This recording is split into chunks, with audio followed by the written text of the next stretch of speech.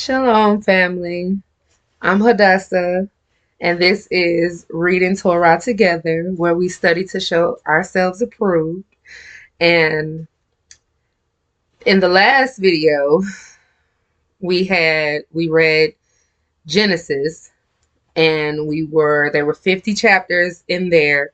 So we read 1 through 25, the last video, and then the video before this one, we just read um 26 through 50. So we were talking about Joseph and how he dealt with a lot of issues in his days, and how God gave him dreams and how he was able to interpret those dreams as well. But he didn't interpret his own dreams. He really came into understanding eventually once, he went from the bottom of Pharaoh's kingdom. He was one of the prisoners to literally the right hand man calling the shots. Okay, so Yah is awesome and so good all the time to you in the face of adversity, in the face of troubles.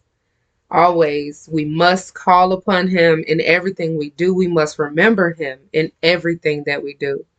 So we are going to jump right on in to Exodus, and there are 40 chapters in Exodus. So we're going to be doing 1 through 20 today, and then my next video we're going to be doing 21 through 40. Okay, so without further ado, everyone get your King James Version Bibles with you. Bring those, and like I stated, I'm going to be getting the other books that were taken out, and I do suggest that you get yours as well.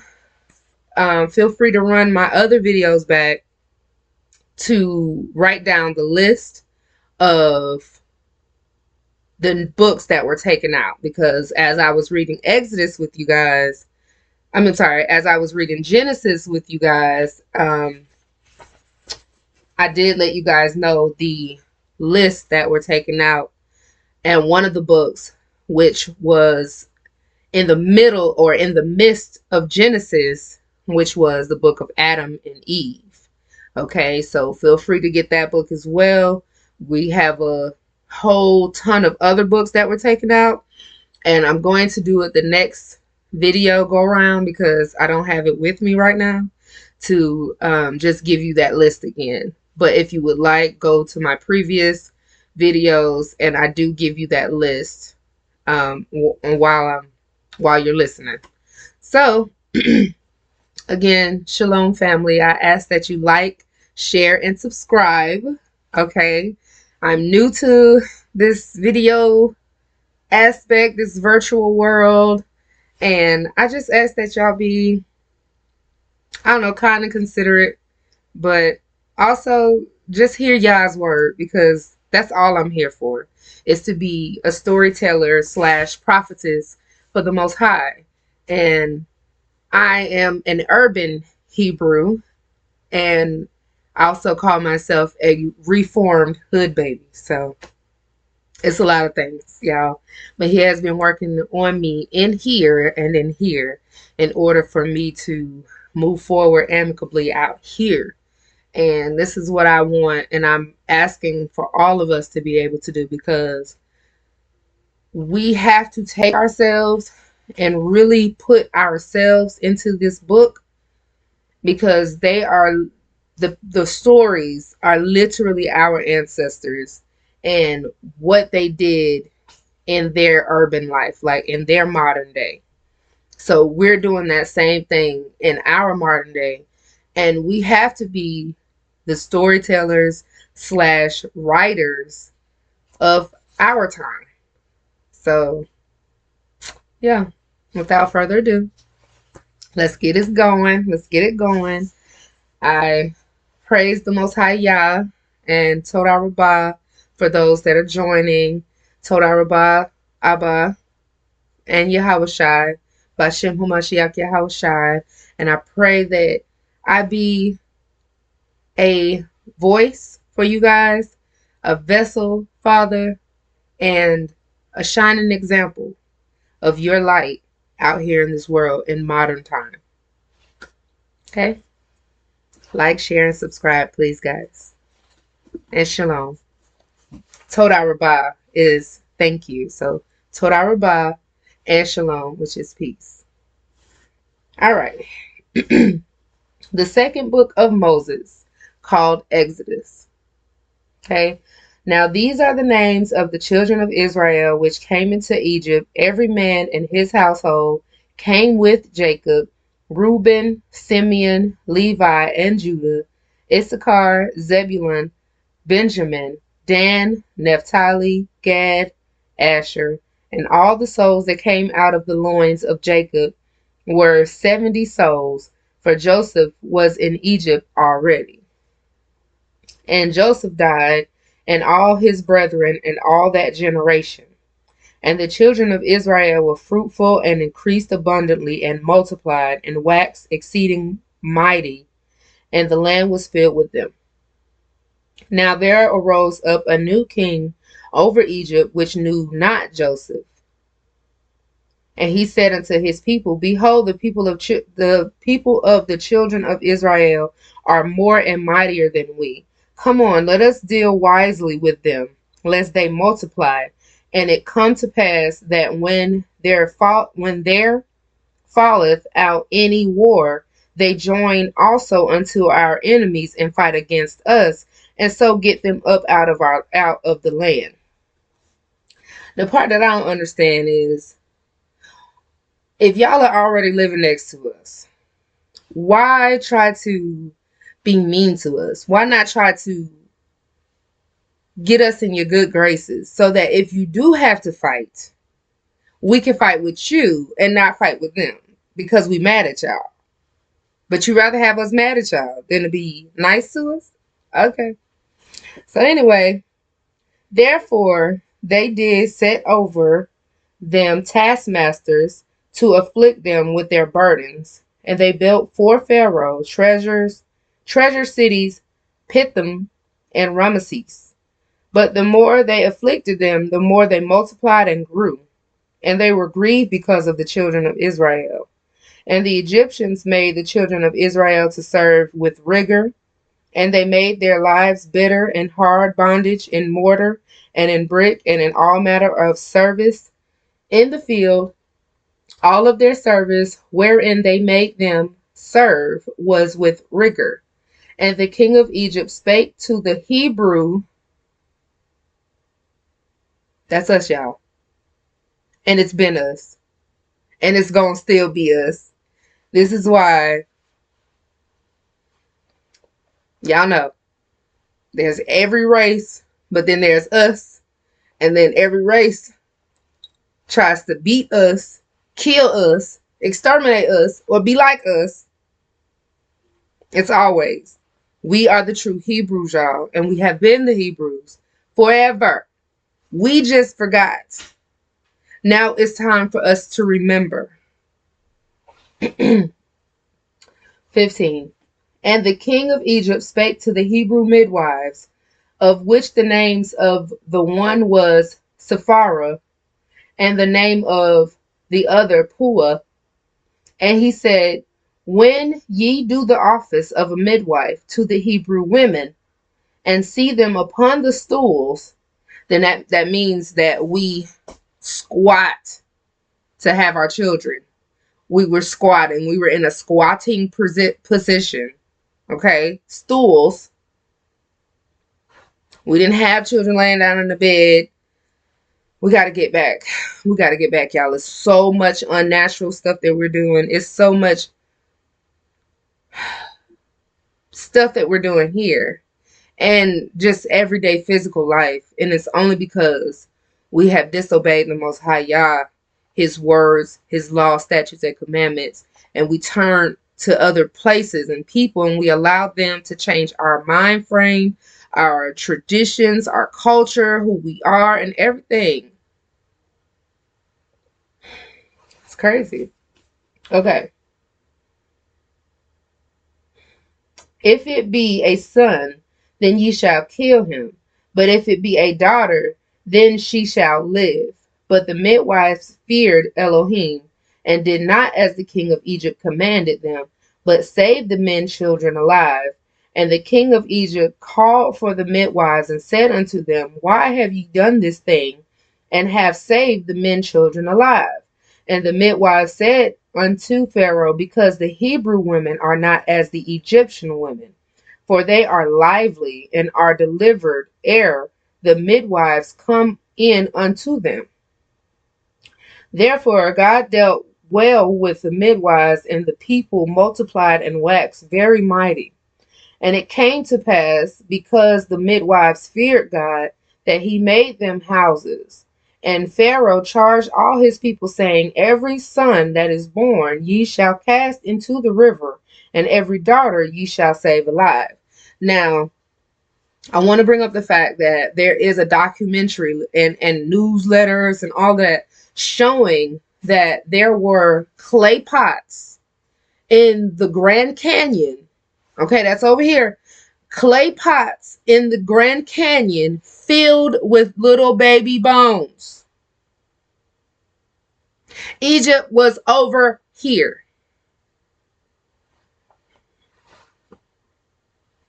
Okay, chapter 2. And there went a man of the house of Levi, and took to wife a daughter of Levi.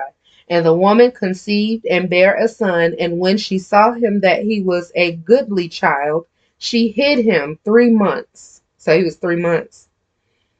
And when she could no longer hide him, she took him from an ark of bulrushes,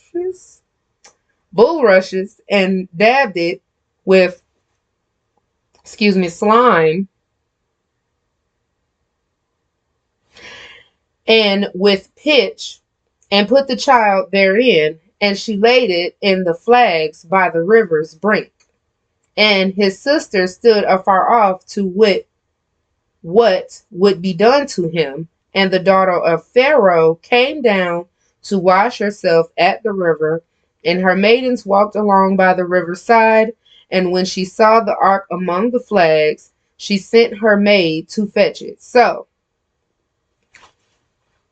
that is so crazy, because Moshe's mom created an ark to put him in so that he could go down the river.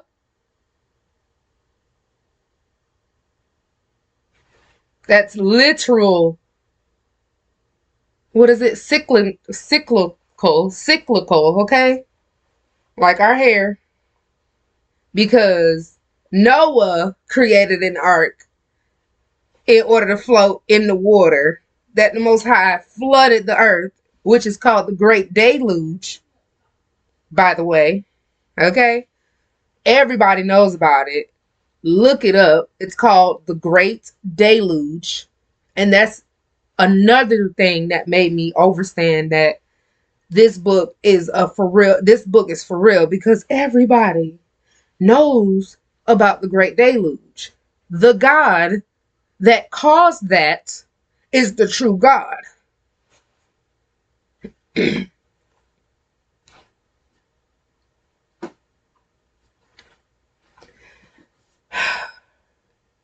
So, sister standing afar off, staring at baby Moshe, in an ark, floating down the water. The Pharaoh's daughter ends up being in that same river, taking a bath, and happens to find the ark. Okay? He was 3 months old when this happened. So his mom had him for at least 3 months. She hid him for 3 months. And then she tried to allow him to safely get on out of here before he was caught and found. Okay? Okay. And the daughter of Pharaoh came down to wash herself at the river, and her maidens walked along by the riverside. And when she saw the ark among the flags, she sent her maid to fetch it. And when she had opened it, she saw the child, and behold, the babe wept. And she had compassion on him and said, This is one of the Hebrews' children. Okay? Then said his sister to Pharaoh, then said his sister to Pharaoh's daughter, shall I go and call to thee a nurse of the Hebrew women, that she may nurse the child for thee? And Pharaoh's daughter said to her, go. And the maid went and called the child's mother. And Pharaoh's daughter said unto her, take this child away and nurse it for me, and I will give thee thy wages. And the woman took the child and nursed it. So I'm just going to tell y'all right here, right now. So like I said, she put him in the ark, told the sister, keep an eye on him while he's floating. He's floating. The daughter of Pharaoh finds him, loves on him, don't want him to die. The sister happens to pop up and was like, hey, do you want me to get one of the Hebrew women to breastfeed him for you, to nurse him so he could, still be alive and big and strong? She's like, yeah, because I love him. So yeah, go ahead and, okay, have somebody to nurse him for me. His mother ended up being the one nursing him. So she got paid to nurse her baby. Ain't God good? She got paid to nurse her own child. She got her child back and was able to nurse him freely without any issue because Pharaoh's daughter had his back. That's deep. Okay. Let's say, okay, so 7. Well, it was already 7. Then 8. And Pharaoh's daughter said to her, go. And the maid went and called the child's mother. And Pharaoh's daughter said unto her, take this child away and nurse it for me, and I will give thee thy wages. And the woman took the child and nursed it. And the child grew, and she brought him unto Pharaoh's daughter, and he became her son. And she called his name Moshe. And she said, because I drew him out of water. And it came to pass in those days, when Moshe was grown, that he went out unto his brethren and looked on their burdens. And he spied an Egyptian smiting an Hebrew, one of his brethren. And he looked this way and that way. And when he saw that there was no man, he slew the Egyptian and hid him in the sand. So he was outside. He saw how his brethren were getting beat on. Now, I'm assuming, and I'm pretty sure at this point, he knew that he was separate from these Egyptians. He didn't think that he was an Egyptian like all of these other ones. He knew who he was, even though he was raised in the kingdom with the daughter, which is crazy because it's right up under the nose of the king, who wanted him dead. Look how God is. Look how y'all is. Y'all, I just love him sometimes. All the time I love him. But like, the way he does crazy stuff, and when you be like, oh, you a little something, Father. You a little something, I tell you. Okay. So he killed one of the Egyptians because he was beating up on one of the Hebrews. And he was like, man, that's not right. I'm not about to sit here and keep watching this. Okay. 13. And when he went out the second day, behold, 2 men of the Hebrews, his own people, strove together. And he said to him that did the wrong, wherefore smitest thou thy fellow? Like, why is you fighting your brother? Basically, that's what he said. Why is you fighting your brother? Okay, 14. And he said, who made thee a prince and judge over us? Intendest thou to kill me as thou killedst the Egyptian? And Moshe feared and said, surely this thing is known. Like, oh, how you know I killed that man yesterday? Oh my God. I ain't seen nobody see me. Now when Pharaoh heard this thing, he sought to slay Moshe. But Moshe fled from the face of Pharaoh and dwelt in the land of Midian. and he sat down by a well. Now the priest of Midian and 7 daughters, and they came and drew water and filled the troughs to water their father's flock. And the shepherds came and drove them away, but Moses stood up and helped them and watered their flock. And when they came to Ruel, their father, he said, How is it that ye are come so soon today? And they said, An Egyptian delivered us out of the hand of the shepherds, and also drew water enough for us and watered the flock. He was dressed like an Egyptian, but he knew who he was. They didn't know who he was, so he looked like an Egyptian to them. But he knew who he was. Okay. 20. And he said unto his daughters, And where is he? Why is it that ye have left the man? Call him, that he may eat bread. And Moshe was content to dwell with the man, and he gave Moshe Zipporah his daughter.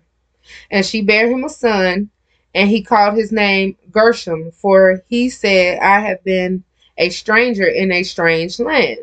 And it came to pass in process of time that the king of Egypt died, and the children of Israel sighed by reason of the bondage.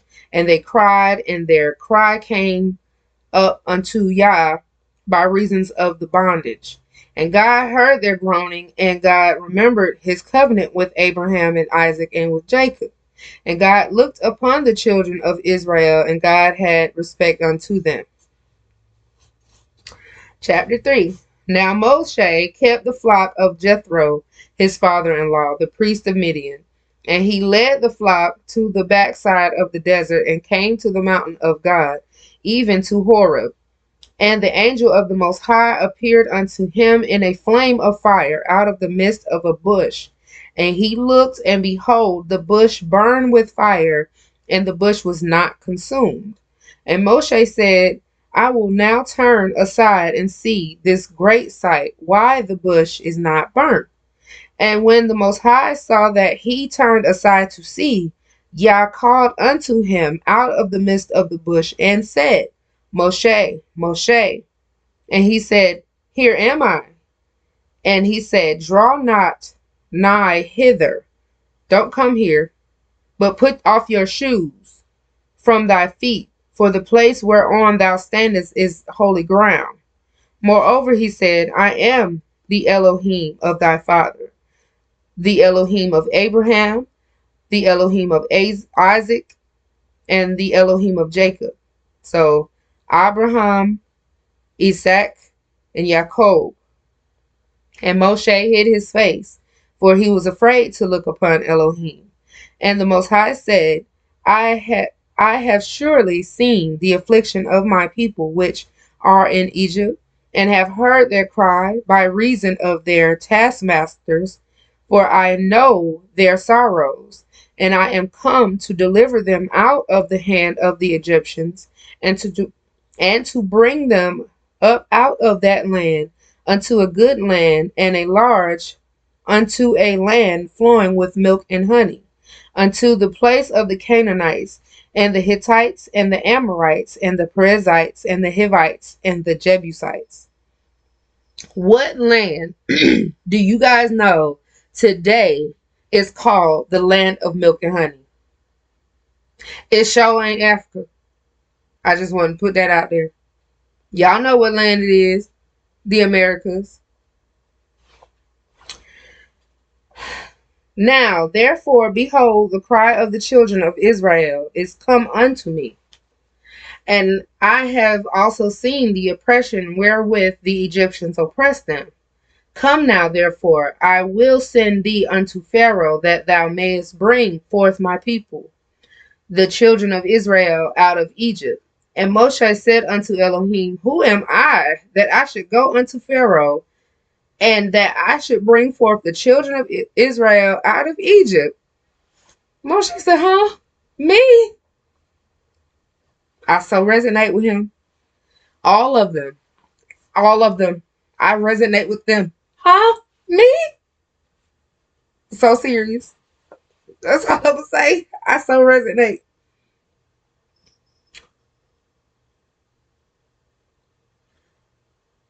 12.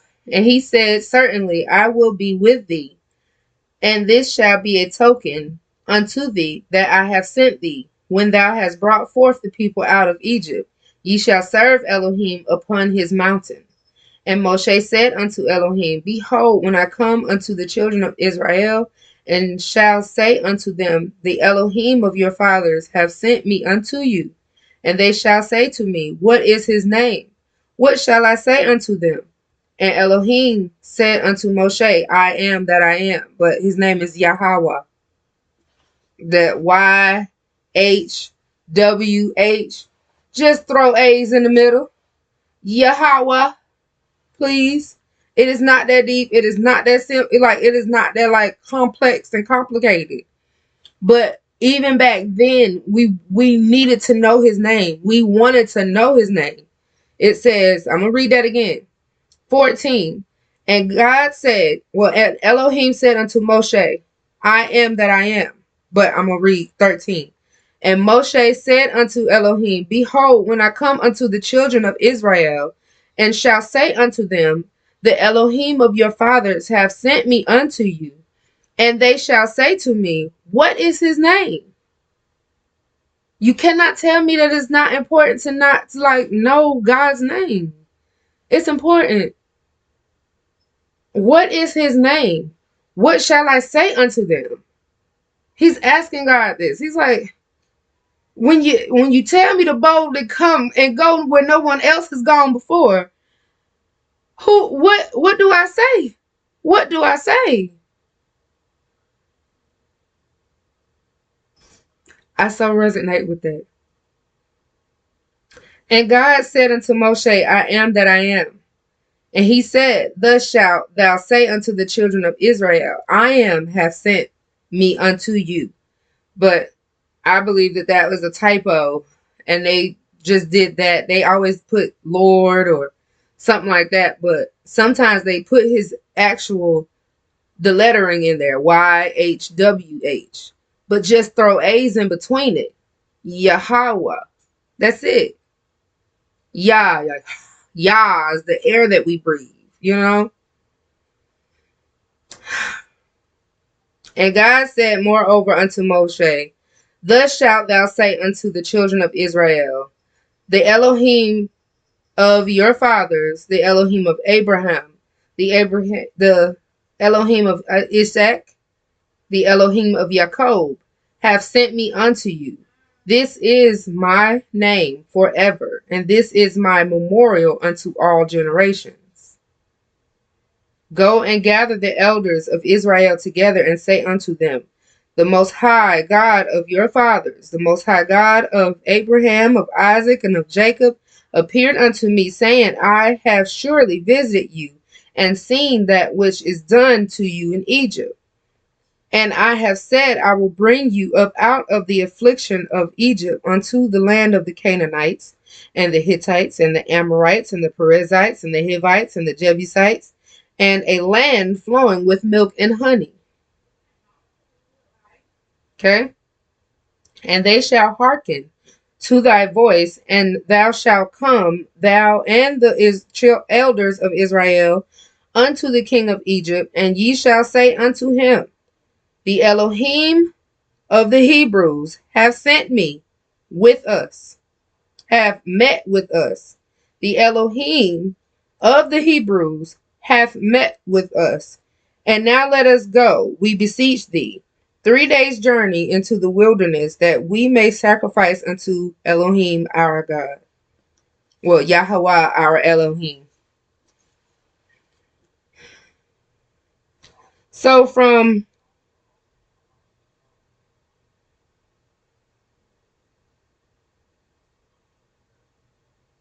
I'm going to say verse 10 on down to verse 18,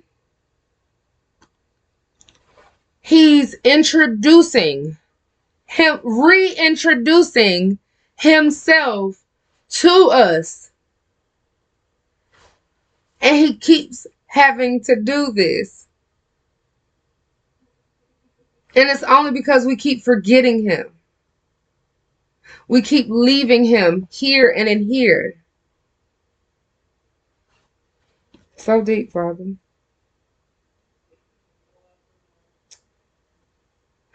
The Lord, well, the Elohim of the Hebrews hath met with us. The Elohim of the Hebrews. That's my Father. That's my God. That's my Creator. The Elohim of Abraham, Isaac, and Jacob. The God of the Hebrews. That's what it says. I'm in Hebrew, and he is my God. And the sooner y'all get to this, I may not know much, but I know that he is my Father.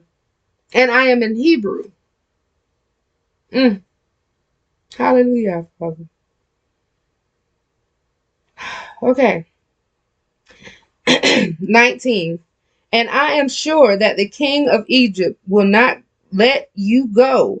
No, not by a mighty hand. I'm going to read 18 again. And they shall hearken to thy voice, and thou shalt come, thou and the elders of Israel, unto the king of Egypt, and ye shall say unto him, the Elohim of the Hebrews hath met with us. And now let us go, we beseech thee, 3 days' journey in the wilderness, that we may sacrifice unto our Elohim. And I am sure that the king of Egypt will not let you go, no, not by a mighty hand. And I will stretch out my hand and smite Egypt with all my wonders, which I will do in the midst thereof. And after that he will let you go.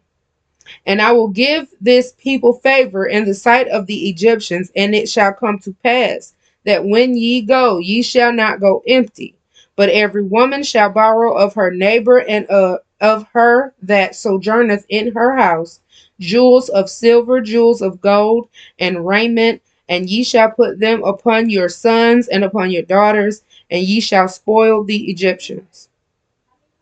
Chapter 4. And Moshe answered and said, behold, they will not believe me, nor hearken unto my voice, for they will say, the Elohim hath not appeared unto thee. And the Elohim said unto him, what is that in thine hand? And he said, a rod. And he said, cast it on the ground. And he cast it on the ground, and it became a serpent. And Moshe fled before it. See, they was like, oh my God.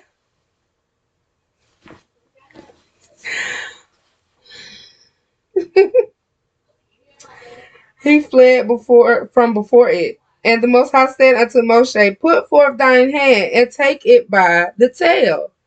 And he put forth his hand and caught it, and it became a rod in his hand again. Y'all, I don't know if y'all can see this, but I can see it, and it's so funny to me. They that may believe that the Most High, Elohim of their fathers, the Most High of Abraham, the Most High of Isaac, and the Most High of Jacob, hath appeared unto me. And the Most High said furthermore unto him, put now thine hand into thy bosom. And he put his hand into his bosom. And when he took it out, behold, his hand was leprous as snow. It was not our color. It did not go from their color to our color. Leprous means pale, means absence of color. That's what that is. Y'all look that up. Because nowadays we're living in a paradigm where it says black and white. Words cast spells. That's why they're called spelling words. They switched up the words on our behinds. Because once upon a time we used to call certain people pale faces. Those are the leprous people.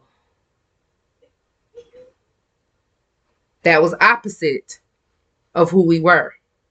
I just want to bring this out. Not only are we their Hebrews, but we are the American Indians. So like I said, we lived and we're dwelling in the land of milk and honey. Is this not the land of milk and honey? Context clues, y'all.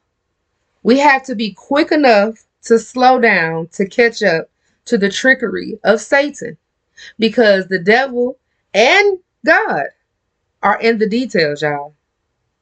Are in the details. In the beginning of Torah, they call him the God of the Hebrews. Okay? Like certain things, the land of milk and honey, certain things that we have to catch on to these context clues, y'all. Okay.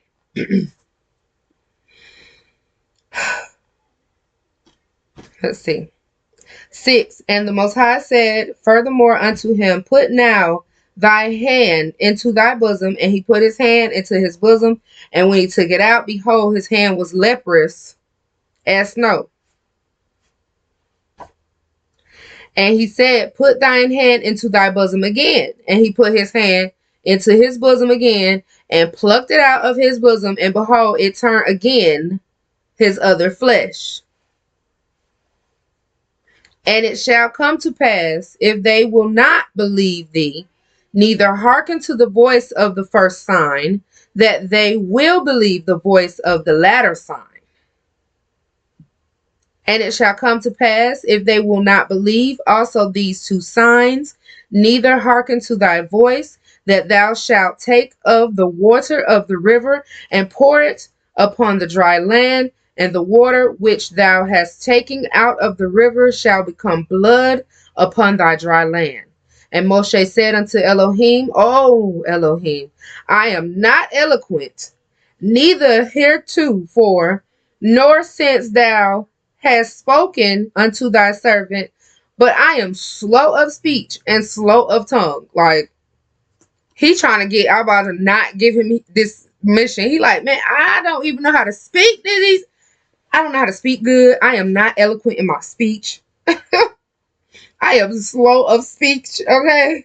I got a crooked smile. I mean, he tried to come up with every kind of excuse, okay? Because, I mean, I get it. It's very nerving when the Most High is making you do something that is so unorthodox to what you have been taught, told, seen, believe, okay? It is unnerving. And you, of course, that voice and that shadow of doubt comes in and says, you know what? Who are you? You not worthy. You got slow speech. Your teeth crooked. Your this and that. You got too many bumps on your face. You can't do their videos, and you can't. I so resonate with this, y'all. But it's all good because Yah finds me worthy. And I'm just going with that. I'm just going with that. Okay, so 11. And the Most High said unto him, Who hath made man's mouth? Or who maketh the dumb, or deaf, or the seeing, or the blind? Have not I, Elohim? I love how y'all be talking by himself. Like, was you there with me when I made you? Like, who are you talking to right now? You're literally talking to your creator, and you're telling me that you're not good enough? But I'm telling you, you good enough. Now therefore go, I will be with thy mouth and teach thee what thou shalt say. And he said, Oh, my Elohim, send, I pray thee, by the hand of him whom thou wilt send. And the anger of Elohim was kindled against Moshe, and he said, Is not Aaron the Levite thy brother? I know that he can speak well. And also, behold, I cometh forth to meet thee, and when he seeth thee, and also, behold, he cometh forth to meet thee, and when he seeth thee, he will be glad in his heart. Thou shalt speak unto him and put words in his mouth, and I will be with thy mouth and with his mouth. Y'all, Elohim is, oh my goodness. I feel him, like, so deep. He like, all right, since you want to downgrade yourself and act like you ain't even worthy, even though I created you and I told you you are worthy, Your brother coming, okay? Put words in his mouth, and I will be with your mouth and with his mouth, okay? Because, whew, I can't take it. Can't take it. So, it's funny, y'all. Okay. So 16 he said, he shall be thy spokesman unto the people, and he shall be, even he shall be to thee instead of a mouth, but thou shalt be to him instead of God. And thou shalt take his rod in thine hand, therewith thou shalt do signs. And Moshe went and returned to Jethro his father-in-law, and said unto him, Let me go, I pray thee, and return unto my brethren which are in Egypt, and see whether they be yet alive. And Jethro said to Moshe, Go in peace. And the Most High said unto Moshe in Midian, Go, return into Egypt, for all the men are dead which sought thy life. And Moshe took his wife and his sons and set them upon an ass, and he returned to the land of Egypt. And Moshe took the rod of God in his hand. And the Most High said unto Moshe, When thou goest to return into Egypt, see that thou do all those wonders before Pharaoh which I have put in thine hand, but I will harden his heart that he shall not let the people go. So he forewarned him. He said, now, it's going to be a battle. Them weapons are going to form, but they will not prosper. Y'all, it's so beautiful. The weapons against you shall form, but they will not prosper. But they going to form, though. Remember that when you're going through mess, they're going to form, but they shall not prosper. Okay. 22. And thou shalt say unto Pharaoh, Thus saith the Most High of Israel, Is my son, even my firstborn. And I say unto thee, Let my son go, that he may serve me. And if thou refuse to let him go, behold, I will slay thy son, even thy firstborn. And it came to pass by the way the end that the Most High met him and sought to kill him. Then Zipporah took a sharp stone. Have I messed up something? Hold on, wait. Let me go backwards, honey. Okay, so he returned. He said, Go in peace. 19, the Most High said unto Moses, Go into Midian, go. Return in Egypt, for all the men are dead which sought thy life. And Moses took his wife and sons and set them upon an ass, and he returned to the land of Egypt. And Moshe took the rod of God in his hand. And the Most High said unto Moshe, When thou goest to return into Egypt, see that thou do all those wonders before Pharaoh, which I have put in thine hand. But I will harden his heart, that he shall not let the people go. 22, thou shalt say unto Pharaoh, Thus saith the Most High, Israel is my son, even my firstborn. 23, I say unto thee, Let my son go, that he may serve me. And if thou refuse to let him go, behold, I will slay thy son, even thy firstborn. 24, and it came to pass that by the way in the end that the Most High met him and sought to kill him. Then Zipporah took a sharp stone and cut off the foreskin of her son and cast it at his feet and said, Surely a bloody husband art thou to me. Now, she said that in negativity because she's a Gentile female. She don't really understand why we did what we did. Okay, nowadays in society, everybody, dang now, everybody is circumcised, but really the circumcision was only for us Hebrews as a sign, a physical sign of difference between our men and Gentile men. That's really what it was. But nowadays, everybody is uncircumcised. I mean, they're circumcised, and it's very rare to see an uncircumcised guy, but they're still out here in the world. But the whole point was the Gentiles were uncircumcised because they did not understand what we were doing with our covenant and stuff like that. So in order for people to join in they would have to be circumcised as the a visual sign that there's a difference between you and other people, other men or whatever. So let's see. So that's why she said that. But like I was saying, the book of Adam and Eve um is in here, and there was a reason why things happened on the way back to Egypt the way they did. I don't quite remember it, but I know exactly it was in the book of Adam and Eve. But death angel or something was trying to come, and of course the son was not circumcised. So before Moshe could go and do holy stuff, him and his family had to be on point. So, Yah could really be with him and be with his family. So he had to cut his son's foreskin or die.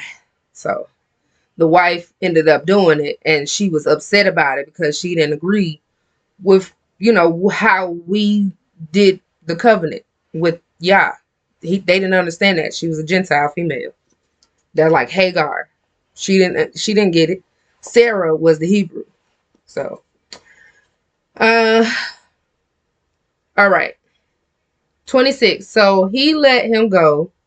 Then she said, a bloody husband thou art because of the circumcision. 27. And the Most High said to Aaron, go into the wilderness to meet Moshe. He went and met him in the mount of God and kissed him. So they, cheeks. And Moshe and Aaron went and gathered together all the elders of children of Israel. And Aaron spake all the words which the Most High had spoken unto Moshe, and did the signs in the sight of the people. And the people believed. And when they heard that the Elohim had visited the children of Israel, and that he had looked upon their affliction, they bowed their heads and worshipped. Okay. So 5. And then when we get to 6, I'm going to show y'all exactly what I was talking about his name. They say Jehovah, but literally take that J, put the Y, take the V, put a W, and that is literally his name, Yahweh. Okay? Anyway, chapter 5. And afterwards Moshe and Aaron went in and told Pharaoh, thus saith the Elohim of Israel, let my people go, that they may hold a feast unto me in the wilderness. And Pharaoh said, who is the Most High, that I should obey his voice to let Israel go? I know not the Lord. Well, I know not your God, neither will I let Israel go. And they said, the Elohim of the Hebrews hath met with us. Let us go, we pray thee, 3 days' journey into the desert, and sacrifice unto our Elohim, lest he fall upon us with pestilence and with the sword. And the king of Egypt said unto them, wherefore do ye Moshe and Aaron let the people from their works? Get you unto your burdens. And Pharaoh said, behold, the people of the land are many, and ye make them rest from their burdens. And Pharaoh commanded the same day the taskmasters of the people and their officers, saying, ye shall no more give the people straw to make brick as heretofore. Let them go and gather straw for themselves. So the guards in them usually got the straw in order for them to make the bricks. Now they got to get the bricks.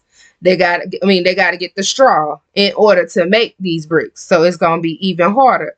God said these weapons was going to form. He never said they was going to prosper. He didn't say it was going to be easy either.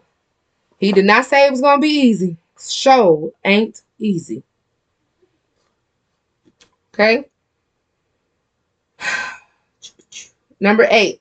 And the tale of the bricks which they did make heretofore, ye shall lay upon them, and ye shall not diminish aught thereof. For they be idle, therefore they cry, saying, let us go and sacrifice to our God. So he said that they was lazy. Ain't we heard that before? He said that we had too much time on our hands because we still whining. We got enough time to whine to our God. Ain't y'all heard that before? Somebody still now today say that we lazy. Some people now today think that negatively about us like that. Like we don't, like we ain't really doing nothing. Yes, we are. Yes, we are. It's not up to your standard. It's y'all standard, honey. Okay. Let's see. Let's see.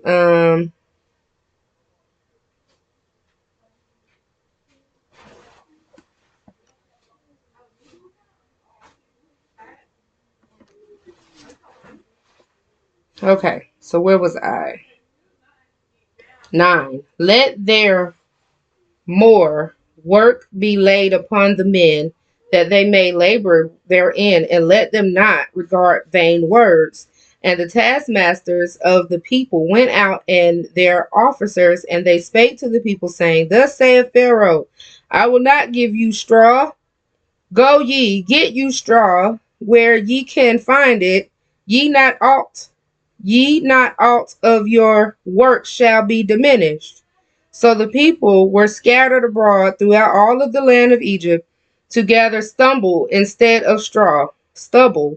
to gather stubble instead of straw. And the taskmasters hasted them, saying, Fulfill your works, your daily task, as when there was straw. And the officers of the children of Israel, which Pharaoh's taskmasters had set over them, were beaten and demanded, Wherefore have ye not fulfilled your task in making brick, both yesterday and today, as heretofore? Then the officers of the children of Israel then the officers of the children of Israel came and cried unto Pharaoh, saying, Wherefore dealest thou thus with thy servants? There is no straw given unto thy servants. And they say to us, Make brick, and behold, thy servants are beaten, but the fault is in thine own people. But he said, Ye are idle. Therefore ye say, Let us go and do sacrifice unto our God. Go therefore now and work, for there shall no straw be given you, yet shall ye deliver the tale of bricks. And the officers of the children of Israel did see that they were in evil case, after it was said, Ye shall not minish aught from your bricks of your daily task. And they met Moshe and Aaron, who stood in the way, as they came forth from Pharaoh. And they said unto them, The Most High look upon you and judge, because ye have made our Savior to be abhorred in the eyes of Pharaoh, and in the eyes of his servants, to put a sword in their hand to slay us. And Moshe returned unto the Most High and said, Elohim, wherefore hast thou so evil entreated this people? Why is it that thou hast sent me? For since I have come to Pharaoh to speak in thy name, he have done evil to his people, neither hast thou delivered thy people at all. So the people mad because, of course, Moshe go with Aaron, telling Pharaoh to let his people go. And he like, no, and y'all lazy.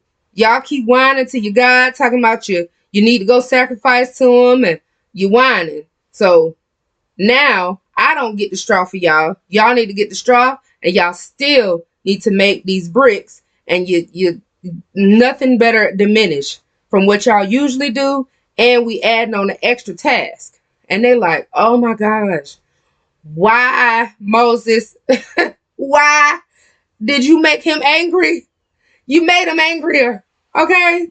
And so now Moshe like, man, Father, what? You had me come down here. Look at all of this. And you still ain't even free your people. What you got us doing? So it was like a ricochet effect of anger, and everybody just not understanding what's going on. Chapter 6. Then the Most High said unto Moshe, Now shalt thou see what I will do to Pharaoh, for with a strong hand shall I let them go, and with a strong hand shall he drive them out of his land.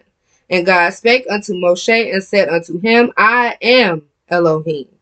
And I appeared unto Abraham, unto Isaac, and unto Jacob by the name of Elohim Almighty, but by my name, Yahweh. If everybody see that, chapter 6, verse 3, I kind of changed it up, but Jehovah, it's Yahweh. Move the J, put the Y, move the V, put the W. Yahweh. That's his name. That is our Father's name. That is the God, the Creator. That is his name. Yahweh was I not known to them. And I have also established my covenant with them to give them the land of Canaan, the land of their pilgrimage, wherein they were strangers. And I have also heard the groaning of the children of Israel, whom the Egyptians keep in bondage, and I have remembered my covenant. Wherefore say unto the children of Israel, I am Elohim, and I will bring you out from under the burdens of the Egyptians, and I will rid you out of their bondage, and I will redeem you with a stretched out arm and with great judgments. I will take you to me for a people, and I will be to you Elohim, and ye shall know that I am the Elohim your God, which bringeth you out from under the burdens of the Egyptians. And I will bring you into the land concerning the which I did swear to give it to Abraham, to Isaac, and to Jacob. And I will give it to you for an heritage. I am Elohim. So when people ask, what is my religion? I say, I don't have a religion. I am Hebrew Israelite, and this is my heritage. Okay? Okay, so let's see where I was at.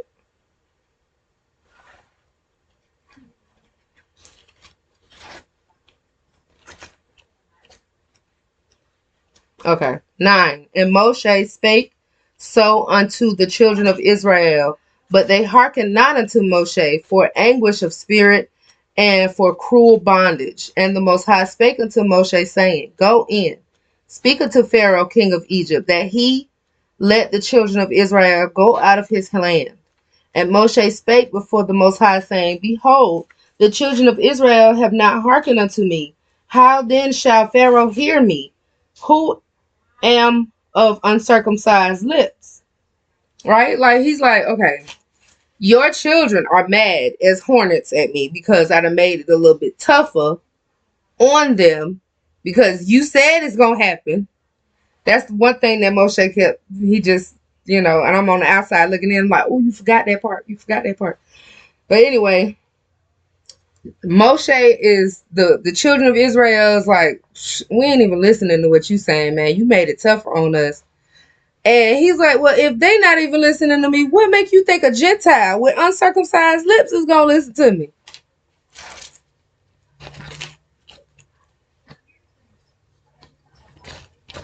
And the Most High spake unto Moshe and Aaron, and unto Aaron, and gave them a charge unto the children of Israel, and unto Pharaoh king of Egypt, to bring the children of Israel out of the land of Egypt.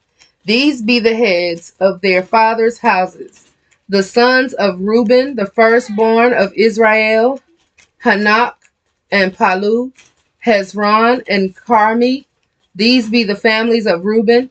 And the sons of Simeon, Jemuel and Jamin and Ohad and Jachin and Zohar and Shaul, the son of the Canaanitish woman. These are the families of Simeon. And these are the names of the sons of Levi according to their generations, Gershon and Kohath.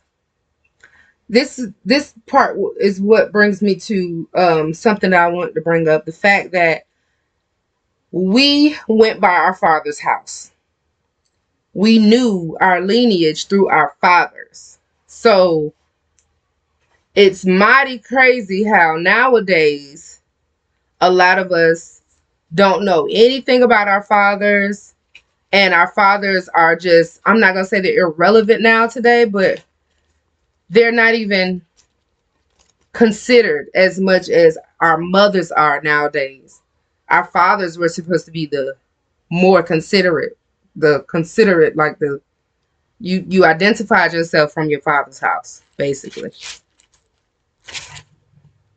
Okay. 16, and these are the names of the sons of Levi according to their generations: Gershon and Kohath and Merari. And the years of the life of Levi were 137 years. And the sons of Gershon, Libri and Shemai,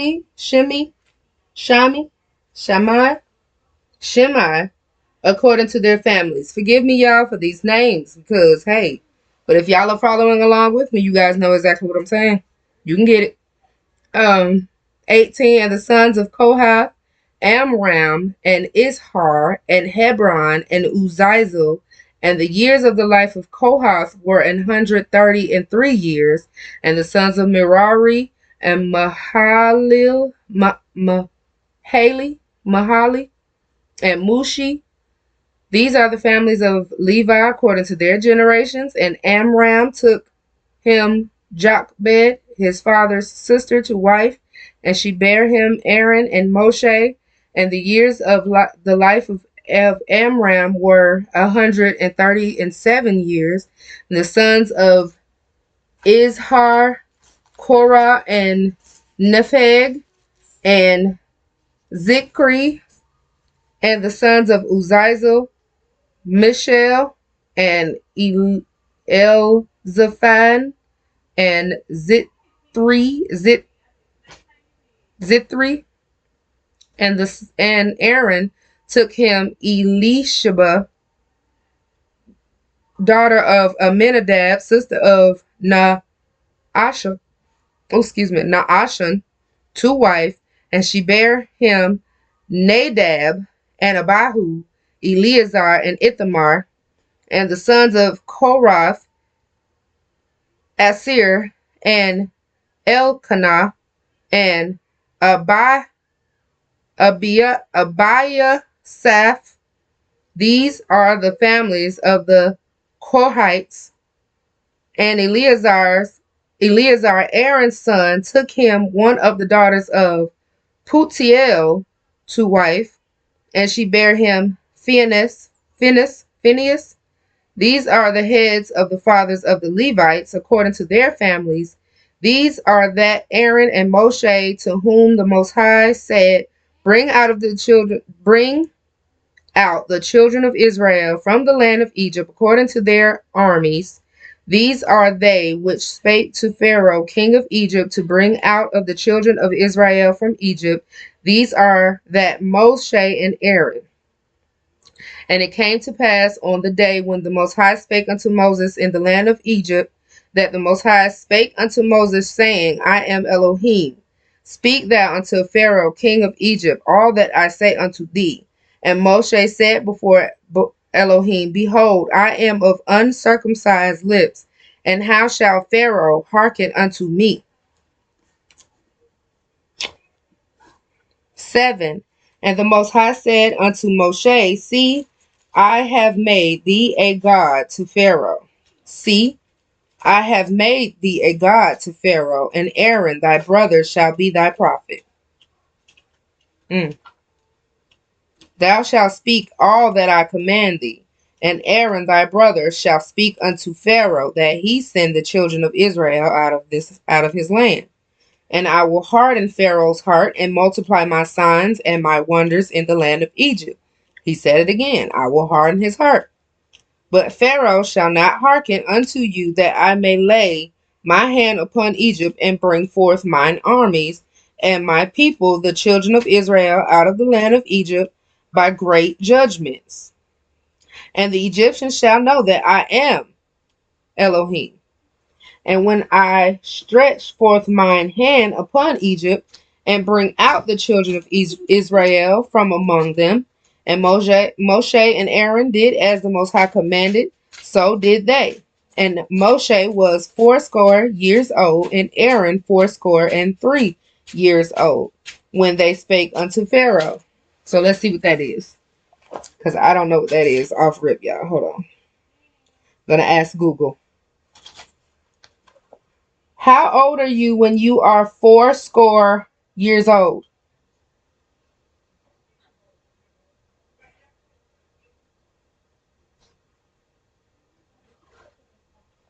Duh. 80 means 80. So someone who is 80 years old is 80 years old. Wow. So him and Aaron old. They old. They about 80. Okay. And Moshe and Aaron did as the Most High commanded them, so did they. And Moshe was 80 years old, and Aaron was 83 years old. So he was like 83. He was a little bit older than Moshe when they spoke unto Pharaoh.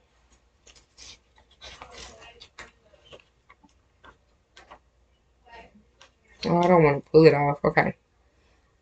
And the Most High and the Most High spake unto Moshe and unto Aaron, saying, when Pharaoh shall speak unto you, saying, show a miracle for you, then thou shalt say unto Aaron, take thy rod and cast it before Pharaoh, and that shall become a serpent.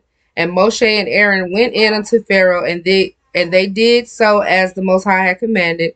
And Aaron cast down his rod before Pharaoh and before his servants, and it became a serpent. Then Pharaoh also called the wise men and the sorcerers, now the magicians of Egypt. They also did in like manner with their enchantments, for they cast down every man his rod, and they became serpents. But Aaron's rod swallowed up their rods. Okay, so that's something more significant. Like, yeah, y'all's became snakes too, but mine swallowed y'all's up. Like, mine beat y'all's. And as a pharaoh, I would have seen that. Like, hold on, wait. His snake ate everybody's snake. Oh, I think he the truth. Okay. And Moshe and Aaron went in unto Pharaoh, and they did so as the Most High had commanded. And Aaron cast down his rod before Pharaoh and before his servants, and it became a serpent. Okay, and then 13. And he hardened Pharaoh's heart, that he hearkened not unto them as the Most High had said. And the Most High said unto Moshe, Pharaoh's heart is hardened. He refuseth to let the people go. Go thee unto Pharaoh in the morning, lo, he goeth out unto the water, and thou shalt stand by the river's brink against he come, and the rod which was turned to a serpent shalt thou take in thine hand. And thou shalt say unto him, the Most High God of the Hebrews hath sent me unto thee, saying, let my people go, that they may serve me in the wilderness. And behold, hitherto thou wouldest not hear.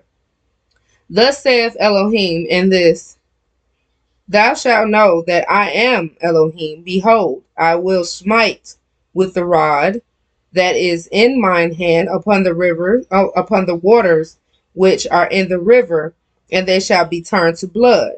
And the fish that is in the river shall die, and the river shall stink, and the Egyptians shall loathe to drink of the water of the river. And the Most High spake unto Moshe, saying unto Aaron, take thy rod and stretch out thy hand upon the waters of Egypt, upon their streams, upon their rivers, and upon their ponds, and upon all their pools of water, that they may become blood, and that there may be blood throughout all the land of Egypt, both in vessels of wood and in vessels of stone. And Moshe and Aaron did so as the Most High commanded, and he lifted up the rod and smote the waters that were in the river in the sight of Pharaoh and in the sight of his servants, and all the waters that were in the river were turned to blood. And the fish that was in the river died, and the river stank. And the Egyptians could not drink of the water of the river, and there was blood throughout all the land of Egypt. And the magicians of Egypt did so with their enchantments, and Pharaoh's heart was hardened. Neither did he hearken unto them as the Most High said. And Pharaoh turned and went into his house. Neither did he set his heart to this also. And the Egyptians digged round about the river for water to drink, for they could not drink of the water of the river. And the 7 days were fulfilled. After that, Elohim had smitten the river. Chapter 8. And the Most High spake unto Moshe, Go unto Pharaoh, and say unto him, Thus saith the Most High, Let my people go, that they may serve me. And if thou refuse to let them go, behold, I will smite all thy borders with frogs. And the river shall bring forth frogs abundantly, which shall go up and come into thine house, and into thy bedchamber, and upon thy bed, and into the house of thy servants, and upon thy people, and into thy ovens, and into thy kneading troughs. And the frogs shall come up both on thee, and upon thy people, and upon all thy servants. And the Most High spake unto Moshe, saying unto Aaron, Stretch forth thine hand with thy rod over the streams, over the rivers, and over the ponds, and cause frogs to come up upon the land of Egypt. And Aaron stretched out his hand over the waters of Egypt, and the frogs came up and covered the land of Egypt. And the magicians did so with their enchantments, and brought up frogs upon the land. Now how can they tell whose frogs it was? Because if God done already put frogs in there, they didn't do that. The frogs was already in there. They didn't do the blood either. The blood was already in everything. It was in the waters. It was in the vessels. It was in the pots, the bowls, everything. Everything that held water, rivers, all of that. That stuff was turned bloody already. So the magicians didn't do their own little enchantments because God had already did it. Quick enough to slow down now. Okay. The frogs. Okay. And Moshe said unto Pharaoh, how to wait? Okay. Then 8.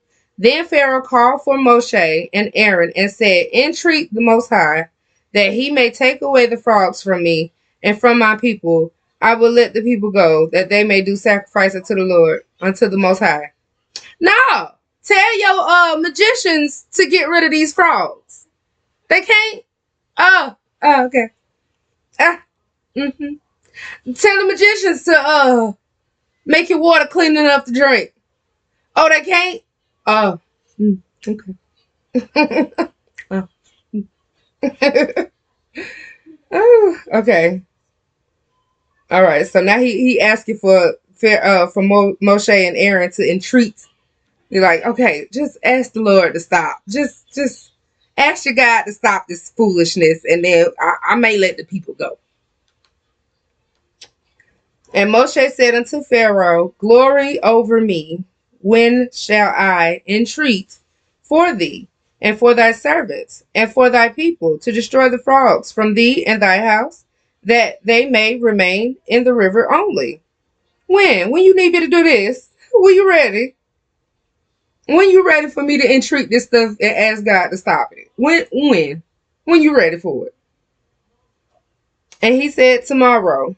And he said, Be it according to thy word, that thou mayest know that there is none like unto Elohim, our God. And the frogs shall depart from thee, and from thy houses, and from thy servants, and from thy people. They shall remain in the river only. And Moshe and Aaron went out from Pharaoh, and Moshe cried unto Elohim because of the frogs which he had brought against Pharaoh. And Elohim did according to the word of Moshe, and the frogs died out of the houses of the villages, out of the fields, and they gathered them together upon heaps, and the land stank. But when Pharaoh saw that there was respite, he hardened his heart and hearkened not unto them, as the Most High had said. And the Most High said unto Moses, Say unto Aaron, Stretch out thy rod, and smite the dust of the land, that it may become lice throughout all the land of Egypt. And they did so. For Aaron stretched out his hand with his rod, and smote the dust of the earth, and it became lice in man and in beasts. All the dust of the land became lice throughout all the land of Egypt. And the magicians did so with their enchantments to bring forth life, but they could but they could not. So there were lice upon man and upon beast. And then the magician said unto Pharaoh, This is the finger of God. And Pharaoh's heart was hardened, and he hearkened not unto them, as the Most High had said. And the Most High said unto Moses, Rise up early in the morning, and stand before Pharaoh. Lo, he come forth to the water, and say unto him, Thus saith Elohim, Let my people go, that they may serve me. Else, if thou wilt not let my people go, behold, I will send swarms of flies upon thee, upon thy servants, upon thy people, and into thy houses, and the houses of the Egyptians shall be full of swarms of flies, and also the ground whereon they are, and will sever in that day the land of Goshen, in which my people dwell, that no swarms of flies shall be there, to the end thou mayest know that I am Elohim in the midst of the earth. And I will put a division between my people and thy people. Tomorrow shall this sign be. And that's so deep, y'all, because I don't get along with my neighbors, and I haven't gotten along with them, and God is really testing me on, trying to keep my cool. And that takes me back to the last dragon. You got to have your this and this. You got to have that straight up, like, firm, because things on the outside bother and pester and frustrate and, like, consistently. So anyway, yeah, my, there is a long bush that separates my house from their house. And it just reminds me of that. I'm going to say that part again. He says, And the Most High did so, and there came a grievous swarm of flies into the house of Pharaoh, and into his servants' houses, and into all the land of Egypt, and the land was corrupted by reason of the swarm of flies. But he said, And I will put a division between my people and thy people. Tomorrow shall this sign be. And Pharaoh called for Moshe and Aaron and said, Go ye, sacrifice to your God in the land. And Moshe said, It is not meet so to do, for we shall sacrifice the abomination of the Egyptians to the Lord our God, to Elohim our God. Lo, shall we sacrifice the abomination of the Egyptians before their eyes, and will they not stone us? We will go 3 days' journey into the wilderness and sacrifice to our Elohim, as he shall commanded us. And Pharaoh said, I will let you go, that ye may sacrifice unto Elohim your God in the wilderness. Only ye shall not go very far away, entreat for me. And Moshe said, Behold, I go out from thee, and I will entreat Elohim,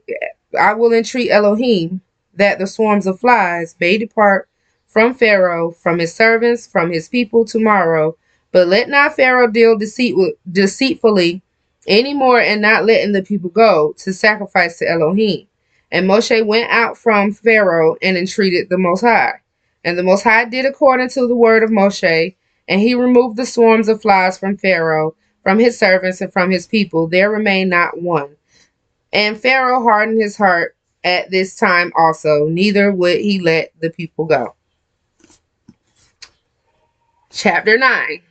So y'all hear it, y'all understand. He ain't letting the people go. So many times y'all done sent so many things with what we done had so far. We done had the bloody water. We done had the frogs. We done had swarms of flies, lice, and he still won't let us. He just still wouldn't let us go. Okay, chapter 9. Then the Most High said unto Moshe, Go in unto Pharaoh and tell him, Thus saith the Elohim of the Hebrews, Let my people go, that they may serve me. For if thou refuse to let them go, and wilt hold them still, behold, the hand of Elohim is upon thy cattle, which is in the field, upon the horses, upon the asses, upon the camels, upon the oxen, and upon the sheep. There shall be a very grievous murrain.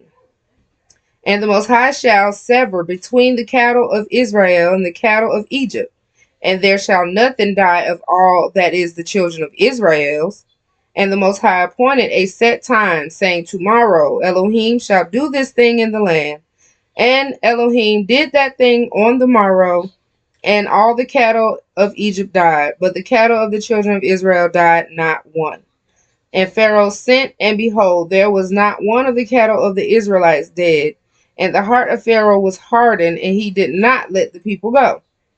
And the Most High said unto Moshe and unto Aaron, Take to you handfuls of ashes of the furnace, and let Moshe sprinkle it toward the heaven in the sight of Pharaoh, and it shall become small dust in the land of Egypt, and shall be a boil breaking forth with blains upon man and upon beast throughout all the land of Egypt. And they took ashes of the furnace and stood before Pharaoh, and Moshe sprinkled it up toward heaven, and it became a boil breaking forth with blains upon man and upon beast. And the magicians could not stand before Moshe because of the boils, for the boil was upon the magicians and upon all the Egyptians.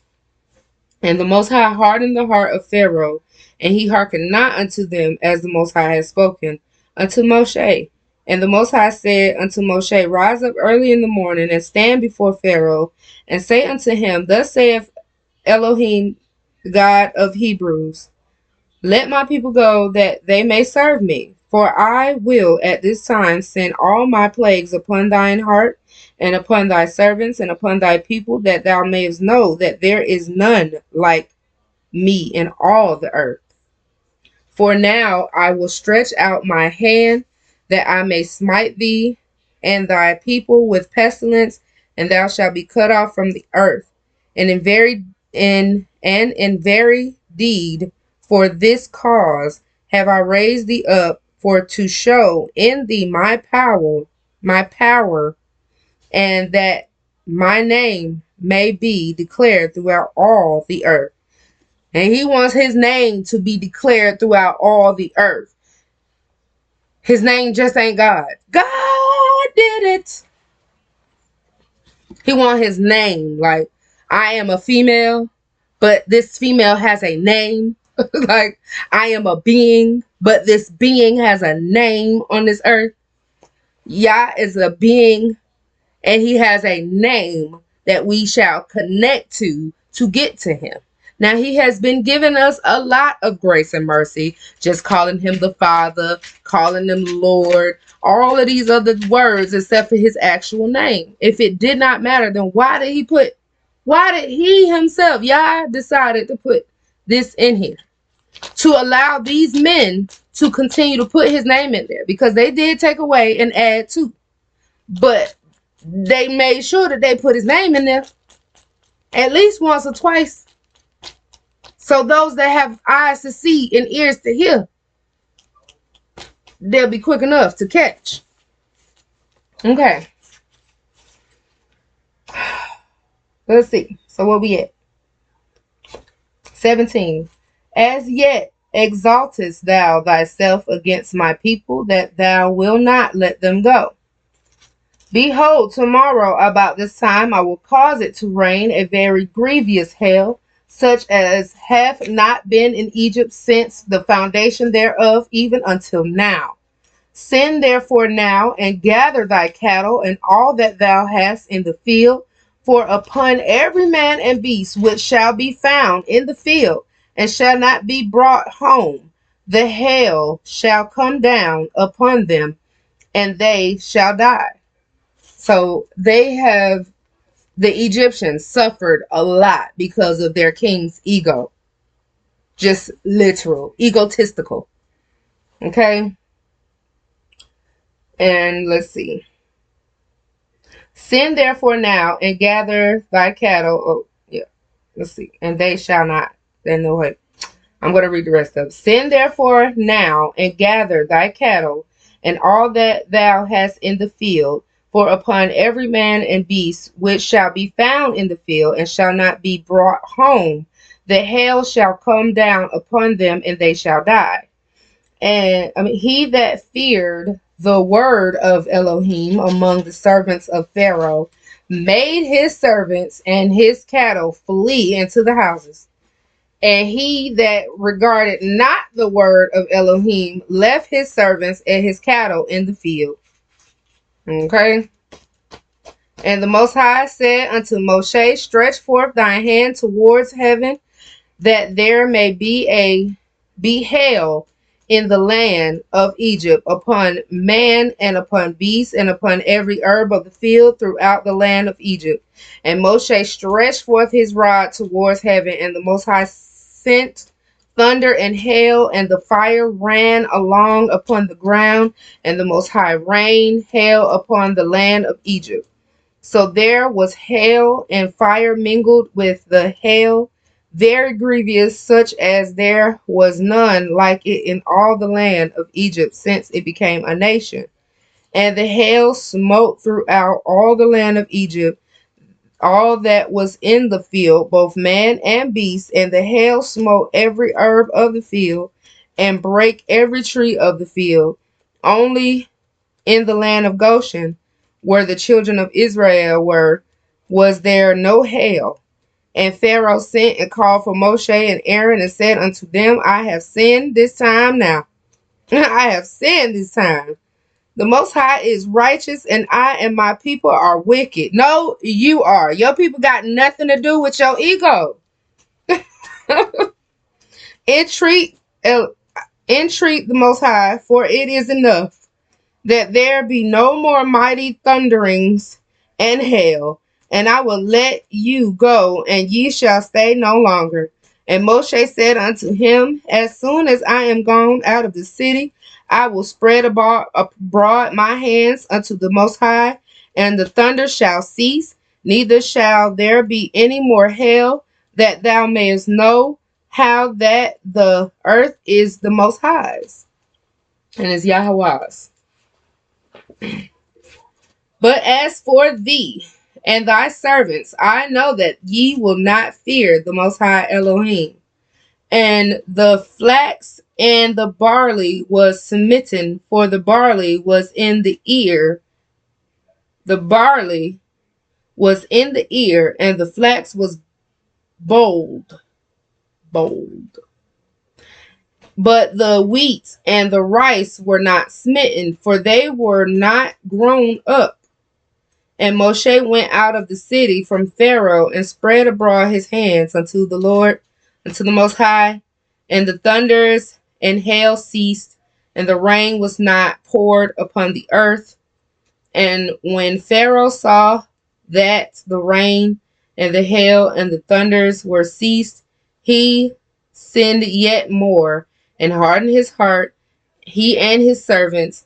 And the heart of Pharaoh was hardened, neither would he let the children of Israel go, as the Most High had spoken by Moses. Chapter 10. Okay, so every time he renege and be like, oh, okay, well, never mind, I still ain't gonna let them go. After God stopped, and Moshe asked God to stop, like, hey, you can stop now. He said, all right. But God said this. God said he was gonna harden Pharaoh's heart. So the more his heart was hardened, that should have been more confirmation. Like, oh well, it's just y'all doing his work. He about to show something. Y'all, it's hot in my house. I'm sorry, I got this light shining exactly on me, honey. And that's the old country house. That thing right there is a heater. I am not turning that on. Chapter 10. And the Most High said unto Moshe, go in unto Pharaoh, for I have hardened his heart and the heart of his servants, that I might show these my signs before him, and that thou mayest tell in the ears of thy son and of thy son's sons what things I have wrought in Egypt, and my signs which I have done among them, that ye may know how that I am Elohim. And Moshe and Aaron came in unto Pharaoh, and said unto him, thus saith Elohim of the Hebrews, How long wilt thou refuse to humble thyself before me? Let my people go that they may serve me. That was gangster. I like that. I'm sorry. Hold on one second, y'all. I gotta take this off. I can't take it no more. I was trying to wear my fringe coats, and it's so cute. I love it. Forgive me, honey. Let me fix myself. Okay. It's a bit much up in here. Okay, number 4. Else, if thou refuse to let my people go, behold, tomorrow I will bring the locusts into thy coasts, they shall cover the face of the earth, that one cannot be able to see the earth, and they shall eat the residue that which is escaped, which remaineth unto you from the hail, and shall eat every tree which groweth for you out of the field, and they shall fill thy houses, and the houses of all thy servants, and the houses of the Egyptians, which neither thy fathers nor thy father's father have seen, since the day that they were upon the earth unto this day. And he turned himself and went out from Pharaoh. Now, if I was Pharaoh, honey, I would have got scared. I'd be like, you know what, never mind. I apologize. I don't even want what you just said is coming. And he warned them every time. He was like, all right, God gonna do this to you. All right now, God gonna do it. But this was all the plan of the Most High. He did this on purpose, with the purpose and for a purpose. So, okay.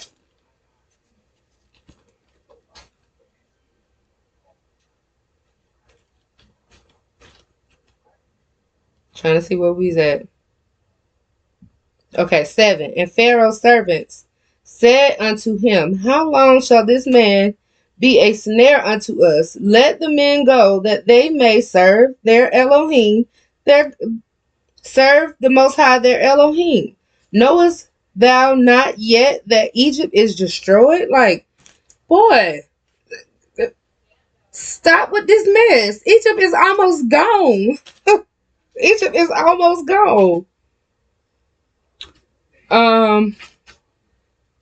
8. And Moshe and Aaron were brought again unto Pharaoh, and he said unto them, go, serve your Elohim your God. But who are they that shall go? And Moshe said, we will go with our young and with our old, with our sons, with our daughters, with our flocks, with our herds, we will go. For we must hold a feast unto Elohim. And he said unto them, let the Most High be so with you, as I will let you go, and your little ones. Look to it, for evil is before you. Not so. Go now, ye that are men, and serve thy Elohim, for that ye did desire. And they were driven out from Pharaoh's presence. And the Most High said unto Moshe, stretch out thine hand over the land of Egypt for the locusts, that they may come up upon the land of Egypt, and eat every herb of the land, even all that the hail hath left. And Moshe stretched forth his rod, and over the land of Egypt, and the Most High brought an east wind upon the land all that day and all that night, and when it was morning, the east wind brought the locusts. Now, I don't know about y'all, but there was like a year or so ago that California had a whole bunch of freaking locusts just flying everywhere. That was crazy. Signs, y'all. 14. And the locusts went up over all the land. Honey, it's hot. And the locusts went up over all the land of Egypt, and rested in all the coasts of Egypt. Very grievous were they. Before them there were no such locusts as they, neither after them shall be such. For they covered the face of the whole earth, so that the land was darkened.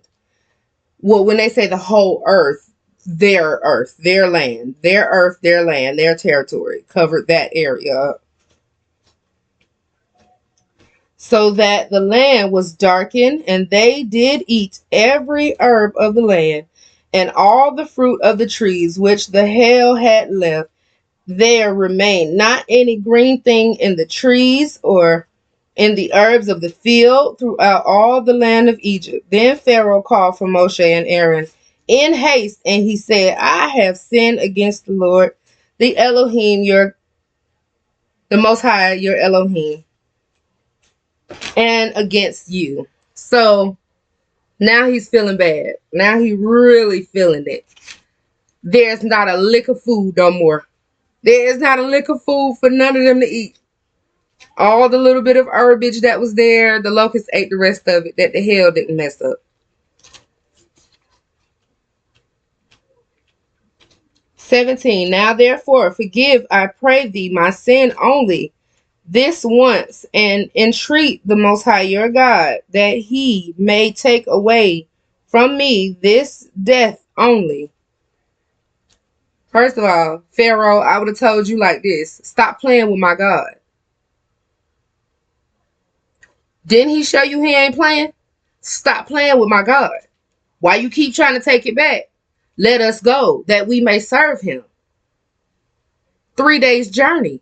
Let us go. Stop playing with our God. 18. And he went out from Pharaoh and entreated the Most High. And the Most High turned a mighty strong west wind, which took away the locusts and cast them into the Red Sea. There remained not one locust in all the coast of Egypt. Y'all, quick history lesson. The Red Sea was really called the Reed Sea, which is really over there in California, y'all. That's why they got the Golden Gate Bridge over it, but it's red. It literally is not golden, and there ain't nothing golden on that bridge. That's the Red Sea. Plain sight, y'all. Plain sight. Anyway.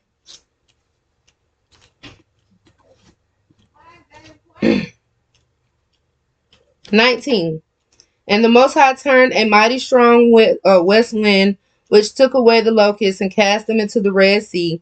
There remained not one locust in all the coast of Egypt. 20. But the Most High hardened Pharaoh's heart, so that he would not let the children of Israel go. 21. And the Most High said unto Moshe, stretch out thine hand towards heaven, that there may be darkness over the land of Egypt, even darkness which may be felt. Okay? Darkness. Darkness. It's not black outside. It's dark outside. We are dark-skinned people. We are not black. Black is absence of color. It's pale. Black Law Dictionary, y'all. Get it. So you can understand, overstand, and understand that these words that they have switched up on us, they are casting spells on us. And if we don't know how to use them in the correct manner, we shall get swallowed up by the spell.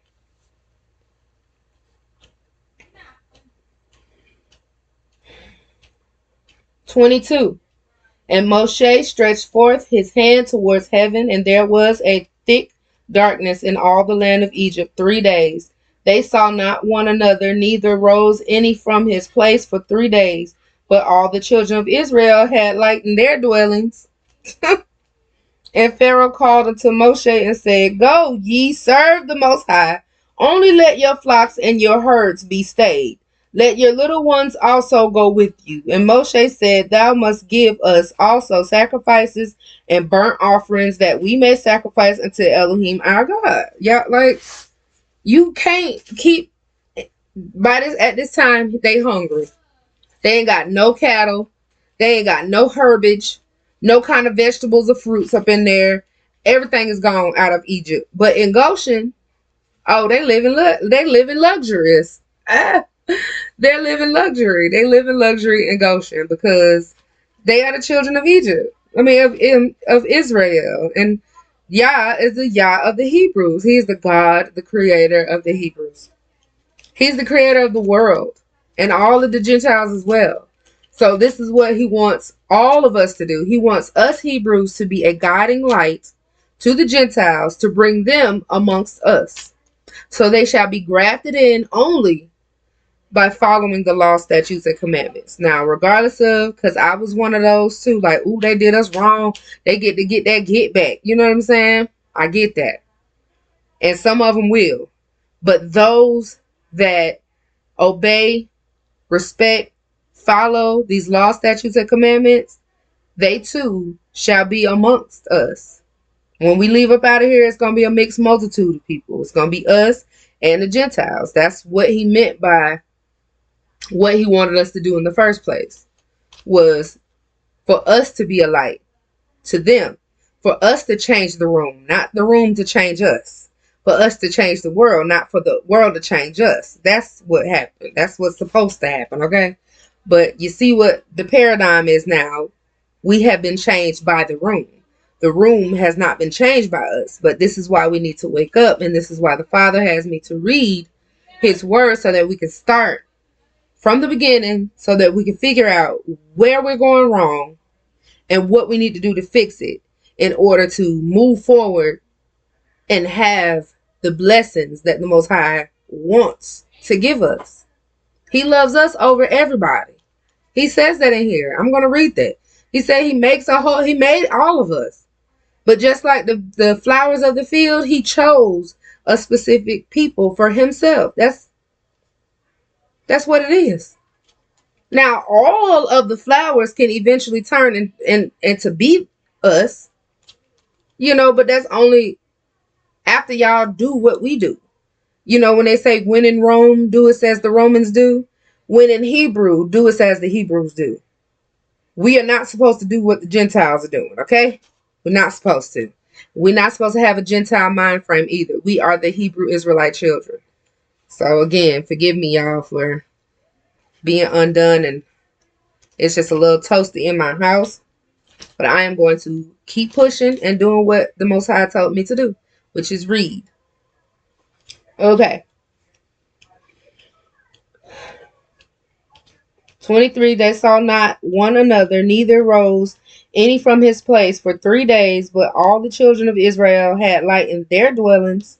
And Pharaoh called unto Moshe and said, Go, ye, serve Elohim, only let your flocks and your herds be stayed. Let your little ones also go with you. And Moshe said, Thou must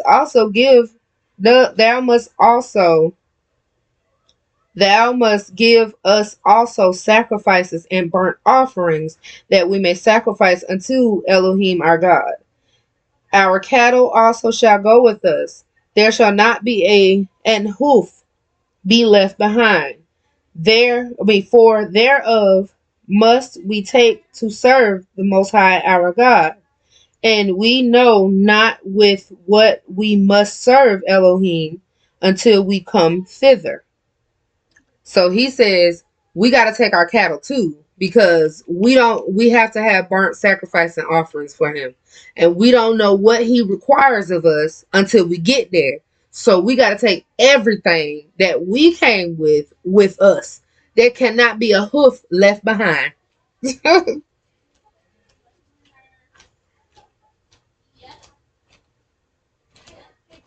But the Most High hardened Pharaoh's heart, and he would not let them go. And Pharaoh said unto him, Get thee from me, take heed to thyself, see my face no more, for in that day thou seest my face, thou shalt die. And Moshe said, Thou hast spoken well, I will see thy face again no more. It's chapter 11. And the Most High said unto Moshe, Yet will I bring one plague more upon Pharaoh and upon Egypt. Afterwards he will let you go hence. When he shall let you go, he shall surely thrust you out hence altogether. Speak now in the ears of the people, and let every man borrow of his neighbor, and every woman of her neighbor, jewels of silver, jewels of gold. And the Most High gave the people favor in the sight of the Egyptians.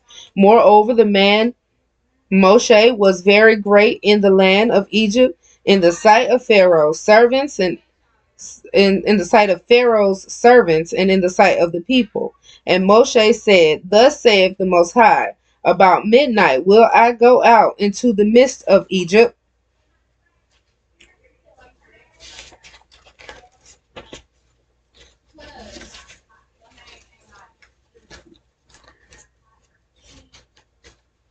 Yeah, my book. Okay. But I have been all up and through here. I just want y'all to see that soon. I have been all up and through this book, okay?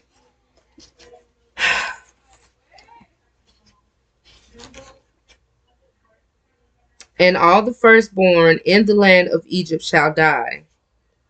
From the firstborn of Pharaoh that sitteth upon his throne, even unto the firstborn of the maidservant that is behind the mill, and all the firstborn of beasts.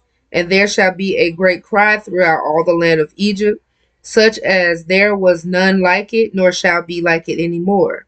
But against any of the children of Israel shall not a dog move his tongue against man or beast, that ye may know how that Elohim doth put a difference between the Egyptians and Israel. And all these thy servants shall come down unto me and bow down themselves unto me, saying, Get thee out, and all the people that follow thee. And after that I will go out. And he went out from Pharaoh in a great anger. And the Most High said unto Moshe, Pharaoh shall not hearken unto you, that my wonders may be multiplied in the land of Egypt. And Moshe and Aaron did all these wonders before Pharaoh, and the Most High hardened Pharaoh's heart, so that he would not let the children of Israel go out of his land. Chapter 12. And the Most High spake unto Moshe and Aaron in the land of Egypt, saying, This month shall be unto you the beginning of months. It shall be the first month of the year to you. Speak ye unto all the congregation of Israel, saying, In the 10th day of this month they shall take to them every man a lamb, according to the house of their fathers, a lamb for an house. And if the household be too little for the lamb, let him and his neighbor next to unto his house take it according to the number of the souls. Every man according to his eating shall make your count for the lamb. My bad, y'all. Your lamb shall be without blemish, a male of the first year. Ye shall take it out from the sheep or from the goats, and ye shall keep it until the 14th day of the same month. And the whole assembly of the congregation of Israel shall kill it in the evening. And they shall take of the blood and strike it on the two side posts and on the upper door posts of the houses, wherein they shall eat it. This is Passover, y'all. This is Passover. And they shall eat the flesh in that night, roasted with fire and unleavened bread, and with bitter herbs they shall eat it. Eat not of it raw, nor sodden at all with water, but roasted with fire. His head with his legs, with the pertinence thereof. And ye shall let nothing of it remain until the morning, and that which remaineth of it until the morning ye shall burn with fire. So, we shall take a lamb or a goat. Okay? It shall be without blemish, male of the first year. So a male, not a female, a male lamb of the first year without blemish. That means without sickness. So without any sickness in their bodies.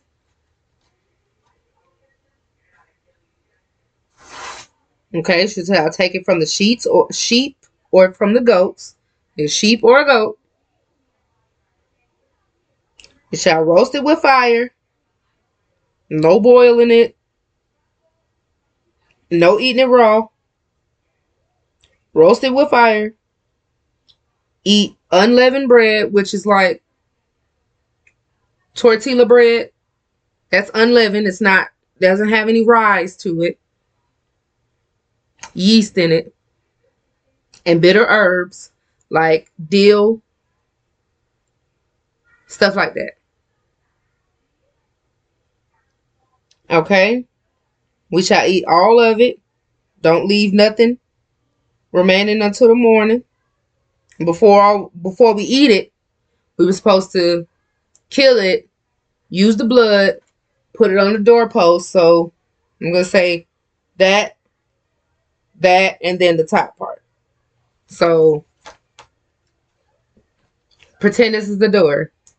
This side, and at the top. Now we're supposed to be in the house after we seal it. It's supposed to stay shut. Nobody's supposed to come out. Not the rest of that night. You stay in. Okay. 10. And ye shall let nothing of it remain until the morning, and that which remain of it until the morning ye shall burn with fire, and thus shall ye eat it with your loins girded, shoes on your feet, your staff in your hand, and ye shall eat it in haste. It is the Most High's Passover. For I will pass through the land of Egypt this night, and will smite all the firstborn in the land of Egypt, both man and beast, and against all the gods of Egypt I will execute judgment. I am Elohim. So God's little G, not big G, because he's the big G. He's the only G. But people make up their little gods, mini G's. And we are gods. That's what our brother says in Matthew. Don't you know that ye are gods? We are gods. We are little G's, little baby G's. Okay? But only connected to the true big G. Okay. I'm sorry, y'all, if y'all hear that. Okay? If not, then don't just forget what I just said.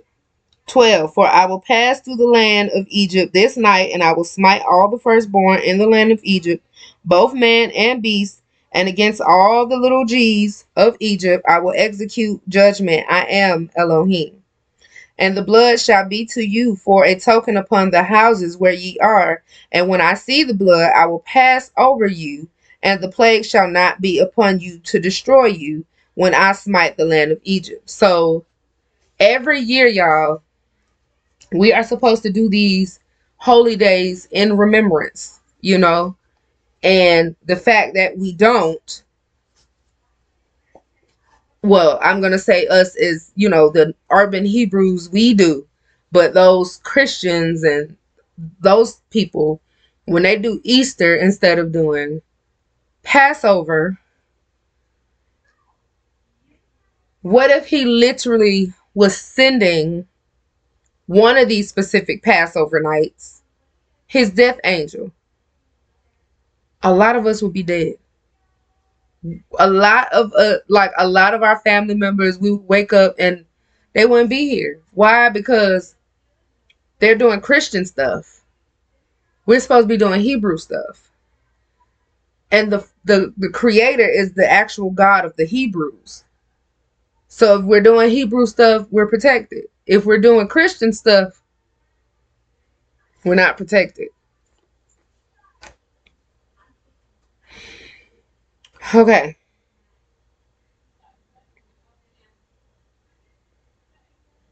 (14) And this day shall be unto you for a memorial, and ye shall keep it to the feast of the Most High throughout your generations. Ye shall keep it a feast by an ordinance forever. Forever.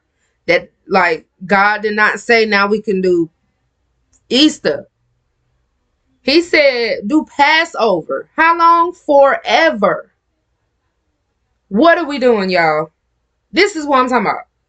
We need to stop and stop playing with our God. Like, stop playing with him. Oh, gosh. Okay. 15. 7 days shall ye eat unleavened bread. And this is the feast of unleavened bread. So we're actually supposed to do Purim, which is a holy day from Esther, from inside of Esther. We're supposed to do that one first in the beginning of our Hebraic year. And I say our Hebraic year because our Hebraic year starts in the springtime. When spring starts, that's when our year starts. All of this Gregorian calendar and what man says is the new year is not the true new year. I mean, you're having a new year when stuff is still dead and cold, and you know what I'm saying? That's not when. So just that's the thought of man. So crazy. And we like, woo, happy new year. And it's so cold. We so stupid, yo. This is what I'm talking about. We got to stop. We got to stop. Okay. Now, so Purim, then Passover, then the Feast of Unleavened Bread, okay? 7 days shall ye eat unleavened bread. Even the first day ye shall put away leaven out of your houses. Everything that has leavening, yeast, anything, get it out of our house, okay? Even the first day ye shall put away leaven out of your houses, for whosoever eateth leavened bread from the first day until the 7th day, that soul shall be cut off from Israel. In the first day there shall be an holy convocation. In the 7th day there shall be an holy convocation to you. No manner of work shall be done in them, save that which every man must eat, that only may be done of you. And ye shall observe the feast of unleavened bread, for in this selfsame day have I brought your armies out of the land of Egypt. Therefore shall ye observe this day in your generations by an ordinance forever. Okay. In the first month, on the 14th day of the month, at evening, ye shall eat unleavened bread until the 21st day of the month at evening. 7 days shall there be no leaven found in your house, for whosoever eateth that which is leavened, even that soul shall be cut off from the congregation of Israel, whether he be a stranger or born in the land. So y'all, God was really specific, and he was really for real about a lot of stuff that he wanted us to do. And we just think about this stuff. We don't do this stuff now today. So he has given us great mercy. Okay? He is being hella patient with us. Hella understanding with us. Okay? Wonderfully merciful. I mean, because a lot of us do not do what he says to do. And we think that Yahushua, the Messiah, came to do away with all of this old stuff that we're talking about now. He did not come to do away with it. And we're going to get to that in Matthew. Because, oh my gosh, y'all got my brother wrong. And I'm here to tell you right. And I can't wait till we get to it. But anyway, let's read. 17. No, 18. In the first month, on the 14th day of the month at evening, ye shall eat unleavened bread until the 21st day of the month at evening. 7 days shall there be no leaven found in your houses, for whoever eateth that which is leavened, even that soul shall be cut off from the congregation of Israel, whether he be a stranger or born in the land. Ye shall eat nothing leavened. In all your habitations shall ye eat unleavened bread. That means no yeast. Flat bread. And even sometimes the flat bread got yeast. Y'all got to turn that doggone product over and read the ingredients, because they will throw some yeast up in that thing so quick and call it flat bread. I don't get that. That's not flat. If it got yeast in it, it's not a flat bread. Anyway. Okay. 21. Then Moshe called for all the elders of Israel and said unto them, draw out and take you a lamb according to your families, and kill for the Passover. Kill the Passover. And Yahushua was the Passover lamb. He was the sacrificial lamb for us to remember and to continue to do what God told us to do. He did not come to stop that and change up the scene. No. He just came to be the physical manifestation of the invisible Yahweh that we have, our creator, our God. But he came down here as a sacrificial offering because we were so sinful and we forgot.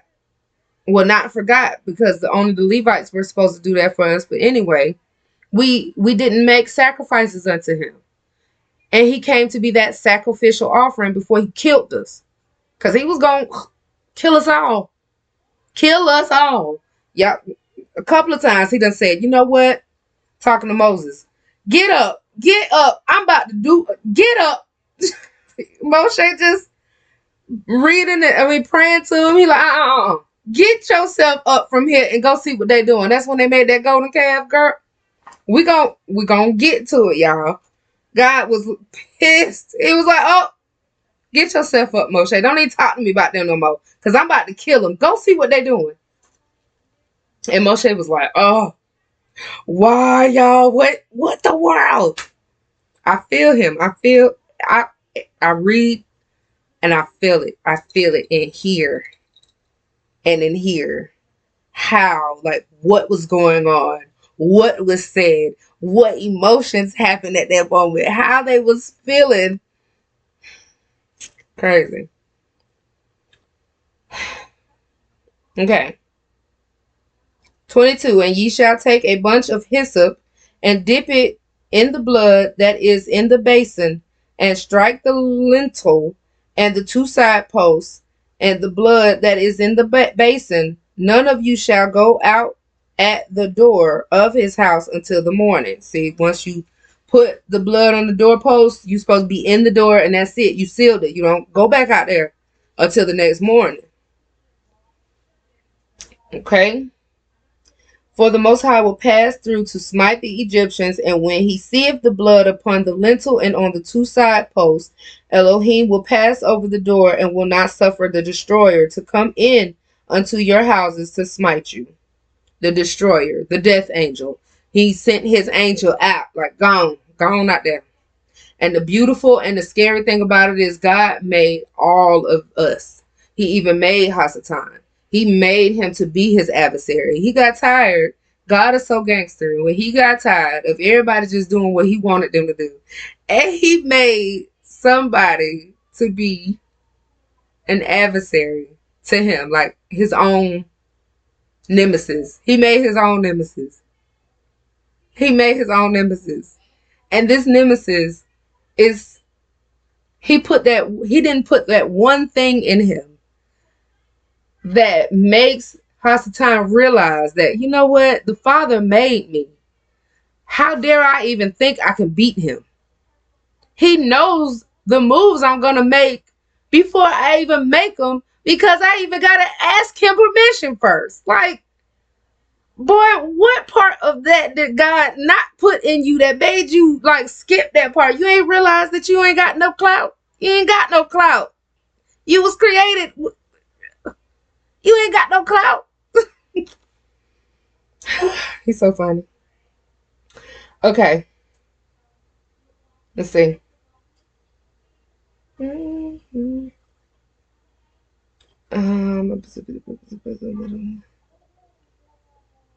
don't know where I stopped off at, but we're going to go.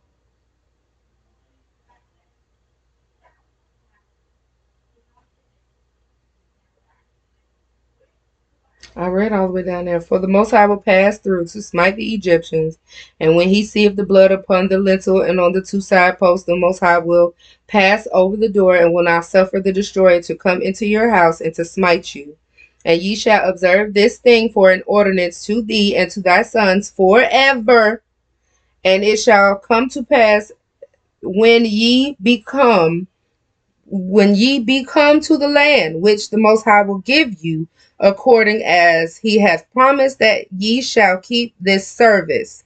And it shall come to pass when your children shall say unto you, what mean ye by this service? Like, what we doing this for? Ye shall say, it is the sacrifice of the Most High's Passover, who passed over the house of the children of Israel in Egypt when he smote the Egyptians and delivered our houses. And the people bowed bowed the head and worshiped. And that's how we're supposed to be praying, y'all. We're supposed to literally be bowing our heads, like put our head to the ground, knees and head on the ground. That's how we're supposed to pray. Where was I? Boom.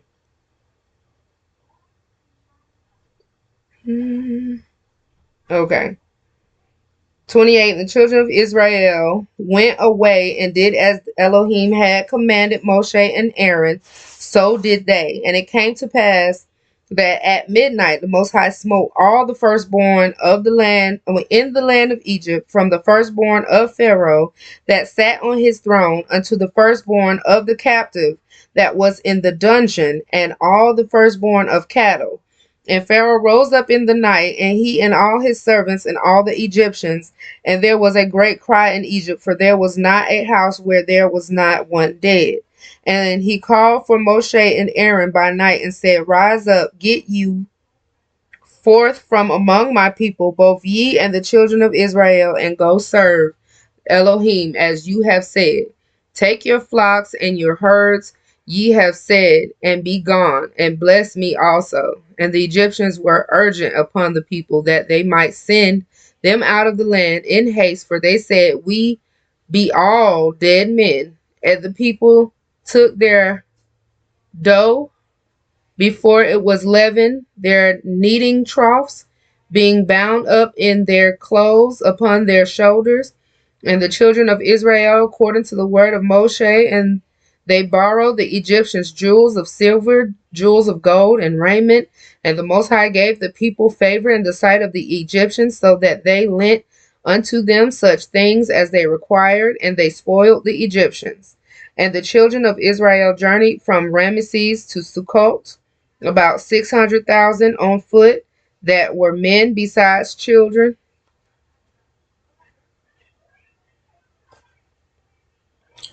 Let's see. That were men besides children, and a mixed multitude went up also with them in flocks and herds, even very much cattle. And they baked unleavened cakes of the dough which they brought forth out of Egypt, for it was not leavened, because they were thrust out of Egypt and could not tarry, neither had they prepared for themselves any victuals. Now the sojourning of the children of Israel who dwelt in Egypt was 430 years. It took them 430 years. And it came to pass at the end of the 430 years, even the self same day it came to pass, that all the hosts of the Most High went out from the land of Egypt. It is in... So, hold on, wait. So it said 430 years. Now the sojourning of the children of Israel who dwelt in Egypt was 430 years. So they was in Egypt from the time Joseph invited everybody in to the time they about to leave. That was 430 years. That's crazy.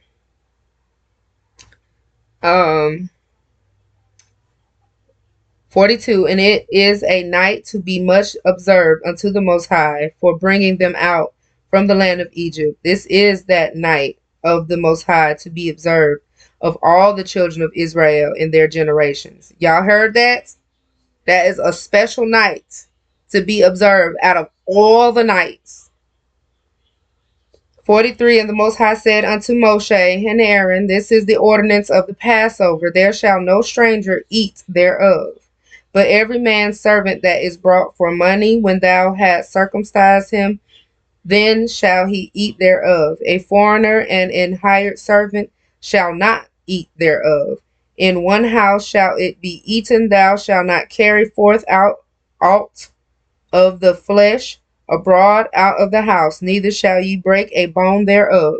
All the congregation of Israel shall keep it. And when a stranger shall sojourn with thee, and will keep the Passover to the Most High, let all his males be circumcised, and then let him come near and keep it, and he shall be as one that is born in the land, For no uncircumcised person shall eat thereof. I believe, truly and really believe in my heart, this is exactly why society makes hospitals go ahead and circumcise children anyway, because it gives all of us a chance, whether we be Hebrews or Gentiles, to be able to be grafted in, like be in there, you know what I'm saying, to be of the covenant. Okay. And 50.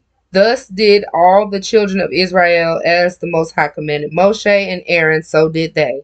And it came to pass the selfsame day that Elohim did bring the children of Israel out of the land of Egypt by their armies. Chapter 13. And the Most High spake unto Moshe, saying, Sanctify unto me all the firstborn, whatsoever openeth the womb among the children of Israel, both man and of beast, it is mine. And Moshe said unto the people, Remember this day in which ye came out from Egypt, out of the house of bondage, for by strength of hand, the Most High brought you out from this place. There shall no leavened bread be eaten. This day came ye out in the month Abib, Abib, Abib. And it shall be, which that's the first month. Okay, the first month was the month Abib. So April. So from when they say the first day of spring, that's really our first day of our new year. And it shall be when the Most High shall bring thee into the land of the Canaanites, the Hittites, the Amorites, the Hivites, the Jebusites, which he sware unto thy fathers to give thee, a land flowing with milk and honey, that thou shalt keep this service in this month. 7 days thou shalt eat unleavened bread, and in the 7th day shall be a feast unto Elohim. Unleavened bread shall be eaten 7 days, and there shall no leavened bread be seen with thee, neither shall there be leaven seen in thee in all thy quarters. And thou shalt show thy son in that day, saying, This is done because of that which the Most High did unto me when I came forth out of Egypt. And it shall be for a sign unto thee upon thy hand, for a memorial between thine eyes, that the Most High's law may be in thy mouth, for with a strong hand hath the Most High brought thee out of Egypt. Thou shalt therefore keep his ordinance in his season from year to year. And it shall be when Elohim shall bring thee into the land of the Canaanites, as he sware unto thee and to thy fathers, and shall give it thee. Thou shalt set apart unto the Most High all that openeth the matrix, and every firstling that cometh of a beast which thou hast. The males shall be the Most High's. And every firstling of an ass thou shalt redeem with a lamp. And if thou wilt not redeem it, then thou shalt break his neck. And all the firstborn of man among thy children shalt thou redeem. And it shall be when thy son asketh thee in time to come, saying, What is this? That thou shalt say unto him, by strength of by the strength of the hand of the Most High, brought us out from Egypt, from the house of bondage. And it came to pass, when Pharaoh would hardly let us go, that Elohim slew all the firstborn in the land of Egypt, both the firstborn of man and the firstborn of beast. Therefore I sacrifice to the Most High all that openeth the matrix, being males, but all the firstborn of my children I redeem. So he did not require a human sacrifice. He required animal sacrifice. Okay? So let's just make that clear. And it shall be for a token upon thy hand, and for frontlets between thy eyes, for by strength of the hand of the Most High brought us forth out of Egypt. And it came to pass, when Pharaoh let the people go, that Elohim led them not through the way of the land of the Philistines, although that was near, for God said, lest peradventure the people repent when they see war, and they return to Egypt. But God led the people about through the way of the wilderness of the Red Sea, and the children of Israel went up harnessed out of the land of Egypt. And Moshe took the bones of Joseph with him, for he had straitly sworn the children of Israel, saying, Yah will surely visit you, and ye shall carry my bones away hence with you. And they took their journey from Sukkot, and encamped in Etham, in the edge of the wilderness. And Elohim went before them by day in a pillar of cloud to lead them the way, and by night in a pillar of fire to give them light, to go by day and night. And that's beautiful. So he was a pillar of cloud during the day, and then a pillar of fire at night. He took not away the pillar of the cloud by day, nor the pillar of fire by night from before the people. So that was forever in front of us, like a big old tornado. Okay, a big cloud tornado in the daytime and a big fire tornado at night. Can y'all imagine walking behind that? That's amazingly crazy, like beautiful, amazing. And like, I don't know what other word. Like, I would have the big eyes the whole time. Like, oh my God. Chapter 14. And the Most High spake unto Moshe, saying, Speak unto the children of Israel that they turn and encamp before Pi Ha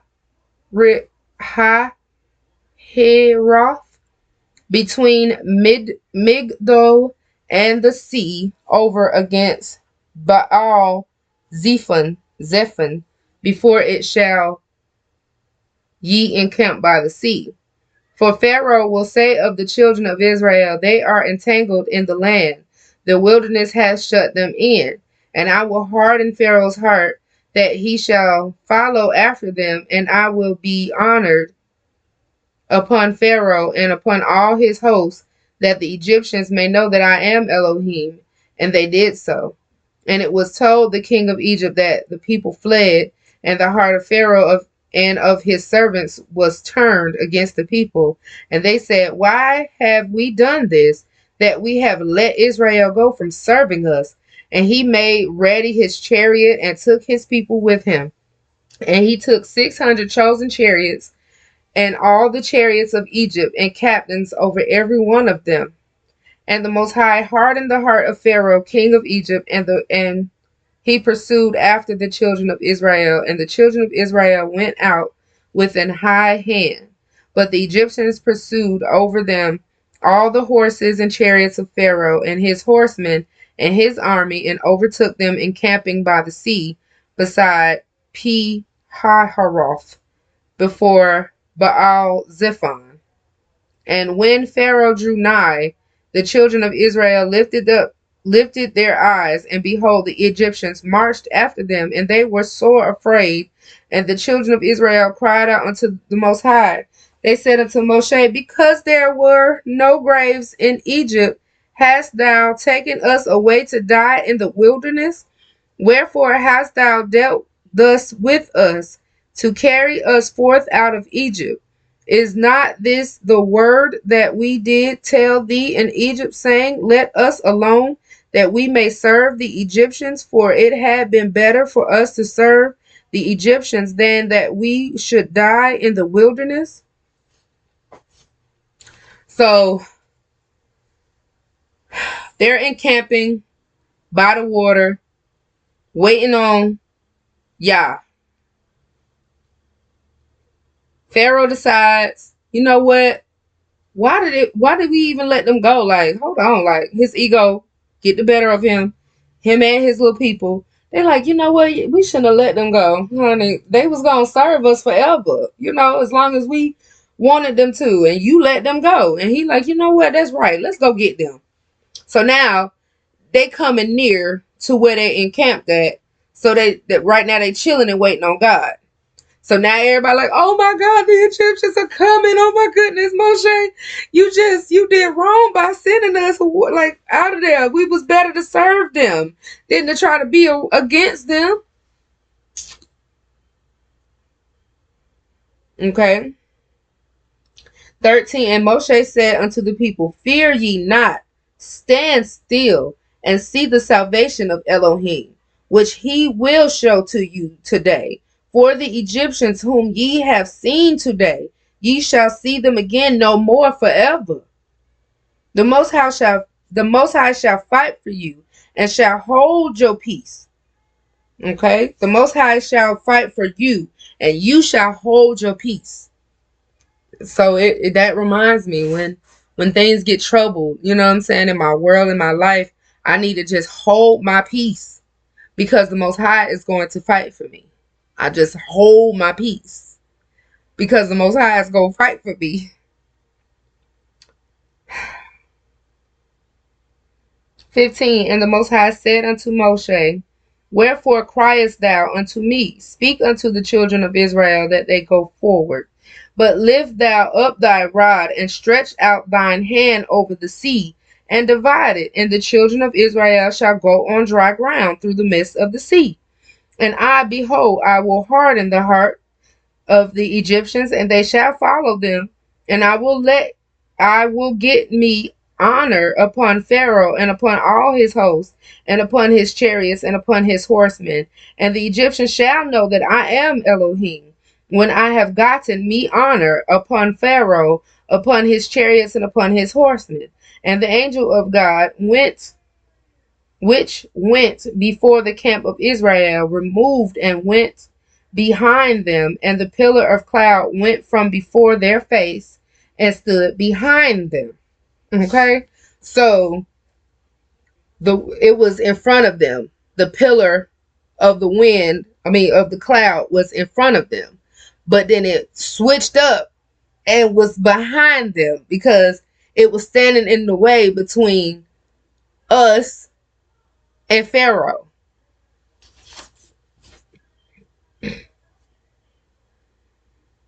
And it came between the camp of the Egyptians and the camp of Israel, and it was a cloud and darkness to them, but it gave light by night to these, so that the one came not near the other at the night. And Moshe stretched out his hand over the sea, and the Most High caused the sea to go back by a strong east wind all that night, and made the sea dry land, and the waters were divided. And this was at night when he bust this move like this. So can y'all imagine that? Now it's a pillar of fire between us and the Egyptians. Moshe lifted the rod, and now water is the wind is pushing the water literally to make a wall. And the ground is dry from the water. Like, just amazing, okay?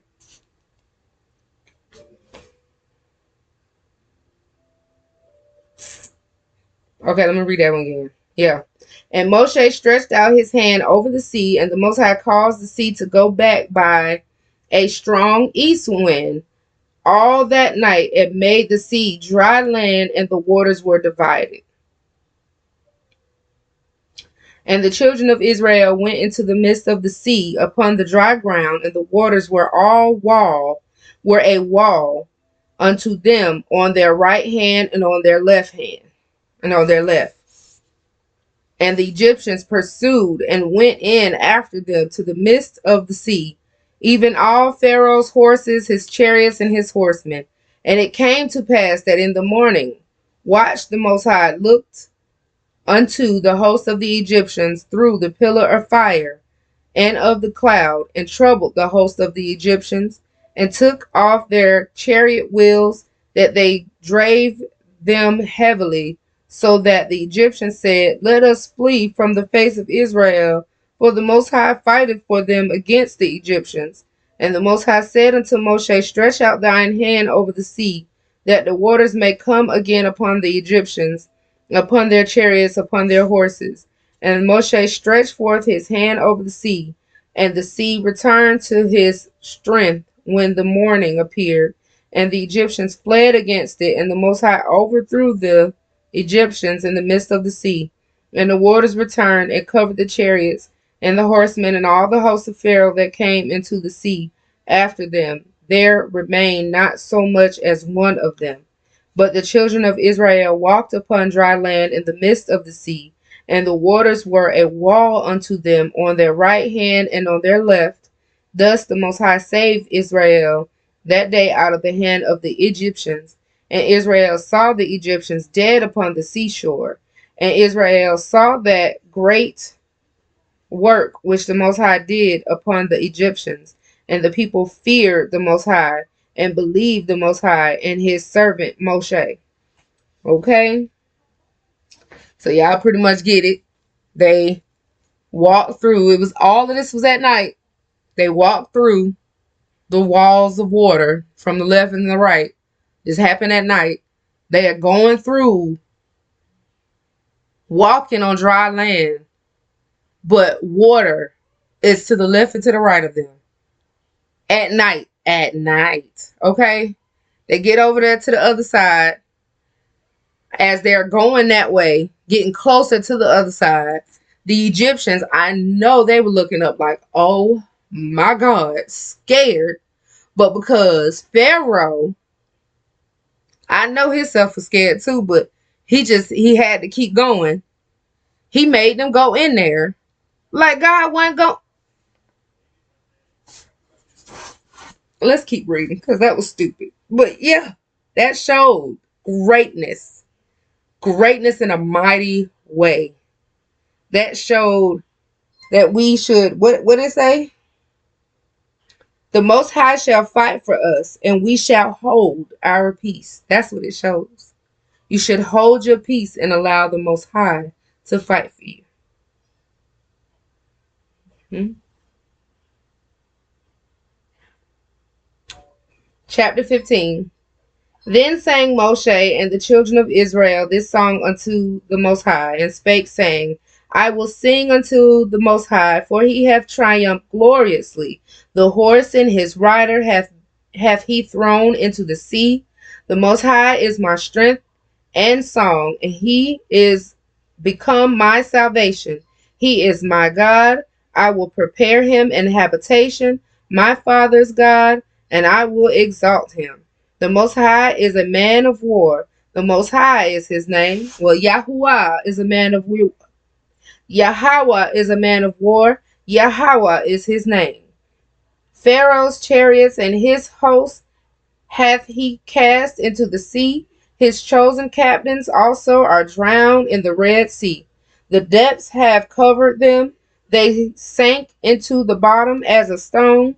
Thy right hand, O Elohim, is become glorious in power. Thy right hand, O Elohim, has dashed in pieces the enemy. And the greatness of thine excellency thou hast overthrown them that rose up against thee. Thou sentest forth thy wrath, which consumed them as stubble, and with the blast of thy nostrils.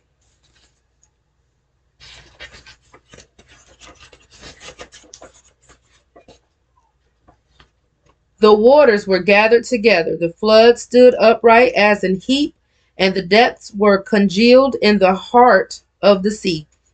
The enemy said, I will pursue, I will overtake, I will divide the spoil, my lust shall be satisfied upon them.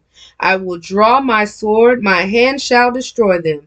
Thou didst blow with thy wind, the sea covered them.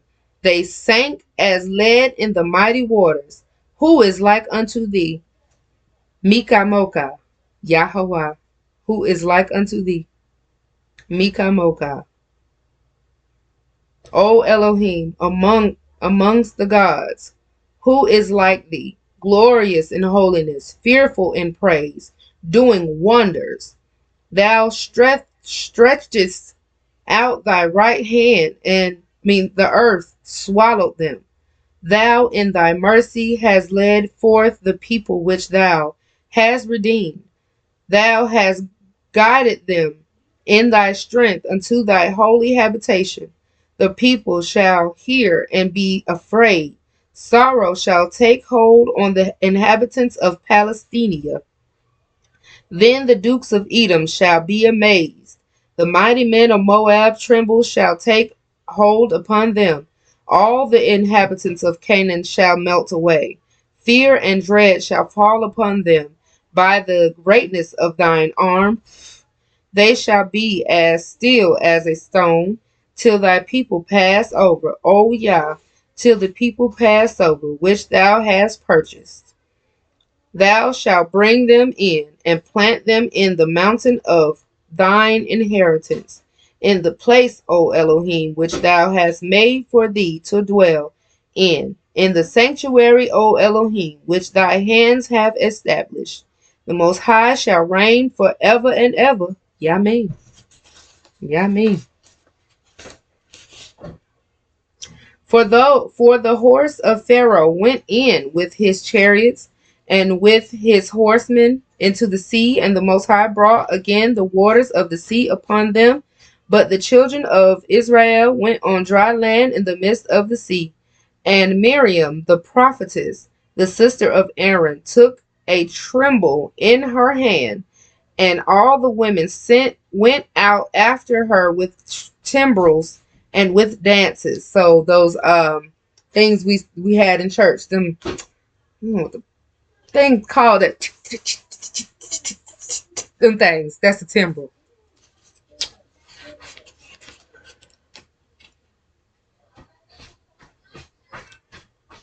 And Miriam answered them, Sing ye unto Elohim, for he hath triumphed gloriously. The horse and his rider hath he thrown into the sea. So Moshe brought Israel from the Red Sea, and they went out into the wilderness of Shur. And they went 3 days in the wilderness and found no water.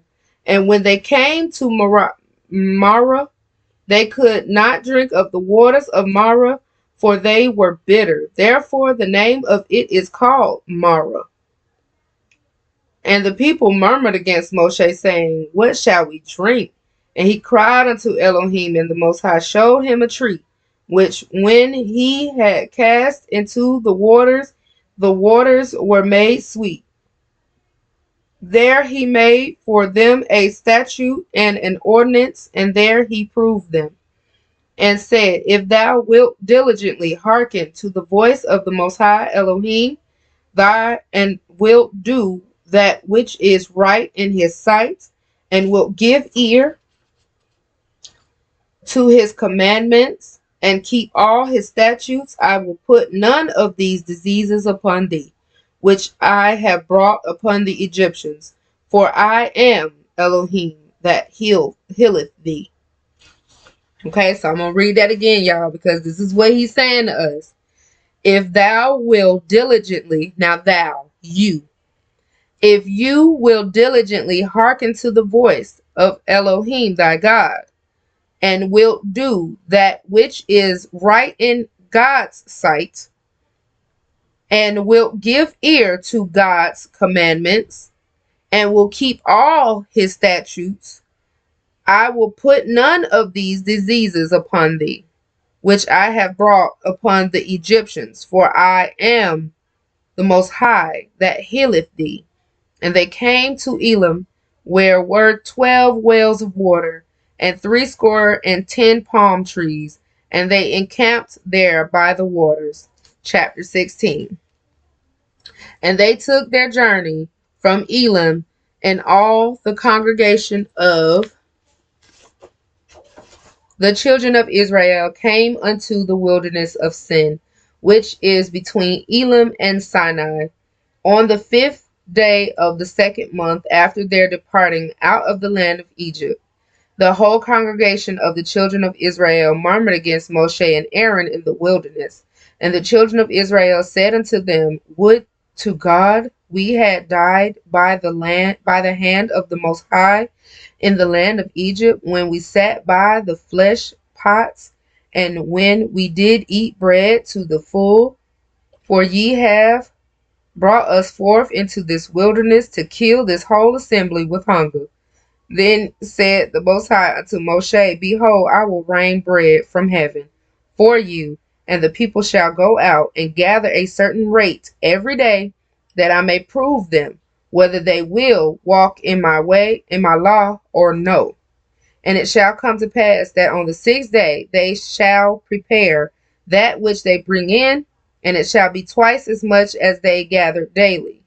So on Fridays they to go out and get the manna, so the food, and on Fridays they'll gather twice as much, because Shabbat there is no working. So they're eating what they got the day before on Shabbat, which is Saturday, the seventh day. Okay, and let's see. Oh yeah, I was here. Okay. And Moshe and Aaron said unto all the children of Israel at evening, Then ye shall know that the Most High have brought you out from the land of Egypt. And in the morning, then ye shall see the glory of Elohim, for that he heareth you your murmurings against the Most High. And what are we that ye murmur against us? And Moshe said, This shall be when the Most High shall give you in the evening flesh to eat, and in the morning bread to the full, for that the Most High heareth your murmurings which ye murmur against him. And what are we? Your murmurings are not against us, but against the Most High. And Moshe spake unto Aaron, say unto all the congregation of the children of Israel, Come near before Elohim, for he hath heard your murmurings. And it came to pass, as Aaron spake unto the whole congregation of the children of Israel, that they looked toward the wilderness, and behold, the glory of Elohim appeared in the cloud. And the Most High spake unto Moshe, saying, I have heard the murmurings of the children of Israel. Speak unto them, saying, At even ye shall eat flesh, and in the morning ye shall be filled with bread, and ye shall know that I am the Most High your God. And it came to pass that at evening the quails came up and covered the camp, and in the morning the dew lay round about the host. And when the dew that lay was gone up, behold, upon the face of the wilderness there lay a small round thing, as small as the hoar frost on the ground. And when the children of Israel saw it, they said one to another, It is manna, for they wist not what it was. Well, I guess they knew not what it was. And Moshe said unto them, This is the bread which the Most High hath given you to eat. This is the thing which the Most High hath commanded. Gather of it every man according to his eating, an omer for every man according to the number of your persons. Take ye every man for them which are in his tents. And the children of Israel did so, and gathered some more, some less. And when they did meet, mete, it with an omer, he that gathered much had nothing over, he that gathered little had no lack. They gathered every man according to his eating, and Moshe said, Let no man leave of it till the morning. Notwithstanding, they hearkened not unto Moshe, but some of them left it unto the morning, and it bred worms and stank, and Moshe was wroth with them. Stop not listening to me. Like, stop not listening. Good gracious. What did I say? Don't leave it till the next day. Eat it. And they gathered it every morning, every man according to his eating, and when the sun waxed hot, it melted. And it came to pass that on the sixth day they gathered twice as much bread 2 omers for 1 man, and the rulers of the congregation came and told Moshe. And he said unto them, This is that which the Most High hath said. Tomorrow is the rest of the holy Shabbat unto the Most High. Bake that which ye will bake today, and seethe that ye will seethe, and that which remaineth over lay up for you to be kept until the morning.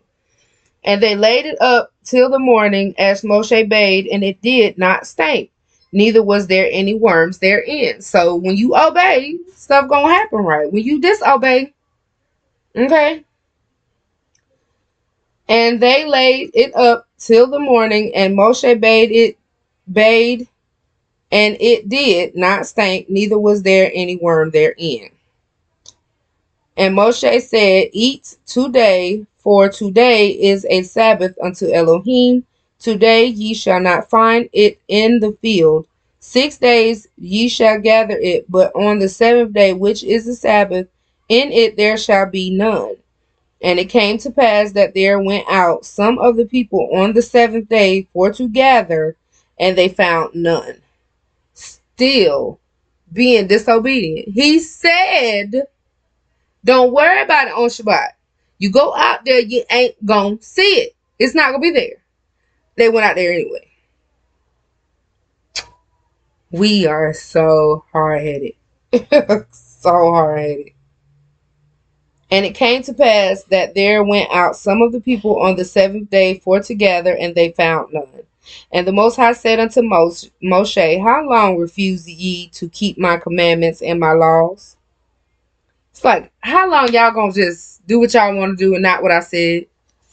Goodness. See, for that the Most High hath given you the Sabbath. Therefore he giveth you on the 6th day the bread of 2 days. Abide ye every man in his place. Let no man go out of his place on the 7th day. So the people rested on the 7th day, and the house of Israel called the name thereof manna, and it was like coriander seed, white, and the taste of it was like wafers made with honey. And Moshe said, This is the thing which the Most High commanded. Fill an omer of it to be kept for your generations, that they may see the bread wherewith I have fed you in the wilderness, when I brought you forth from the land of Egypt. And Moshe said unto Aaron, Take a pot, and put an omer full of manna therein, and lay it before the Most High, to be kept for your generations. As the Most High commanded Moshe, so Aaron laid it up before the testimony to be kept. And the children of Israel did eat manna 40 years, until they came to a land inhabited. They did eat manna until they came unto the borders of the land of Canaan. Now an omer is the 10th part of an ephah. 17. And all the congregation of the children of Israel journeyed from wilderness of sin after their journeys, according to the commandment of the Most High, and pitched in Rephidim, and there was no water for the people to drink. Wherefore the people did chide with Moshe, and said, Give us water that we may drink. And Moshe said unto them, Why chide ye with me? Therefore do ye tempt the Most High? And the people thirsted there for water, and the people murmured against Moshe, and said, Wherefore is this that thou hast brought us up out of Egypt, to kill us and our children and our cattle and thirst? Like every little thing, y'all hungry. Oh, did you bring us up out of Egypt to die of hunger? Oh, did you bring us up out of Egypt to die of thirst? I was like, you could have kept your behind back there with them. You ain't had to come up here with us. You ain't had to. You could have kept your behind in Egypt. Die of thirst. Shut up.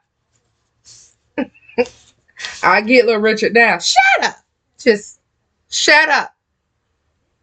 And Moshe cried unto the Most High, saying, What shall I do unto these people?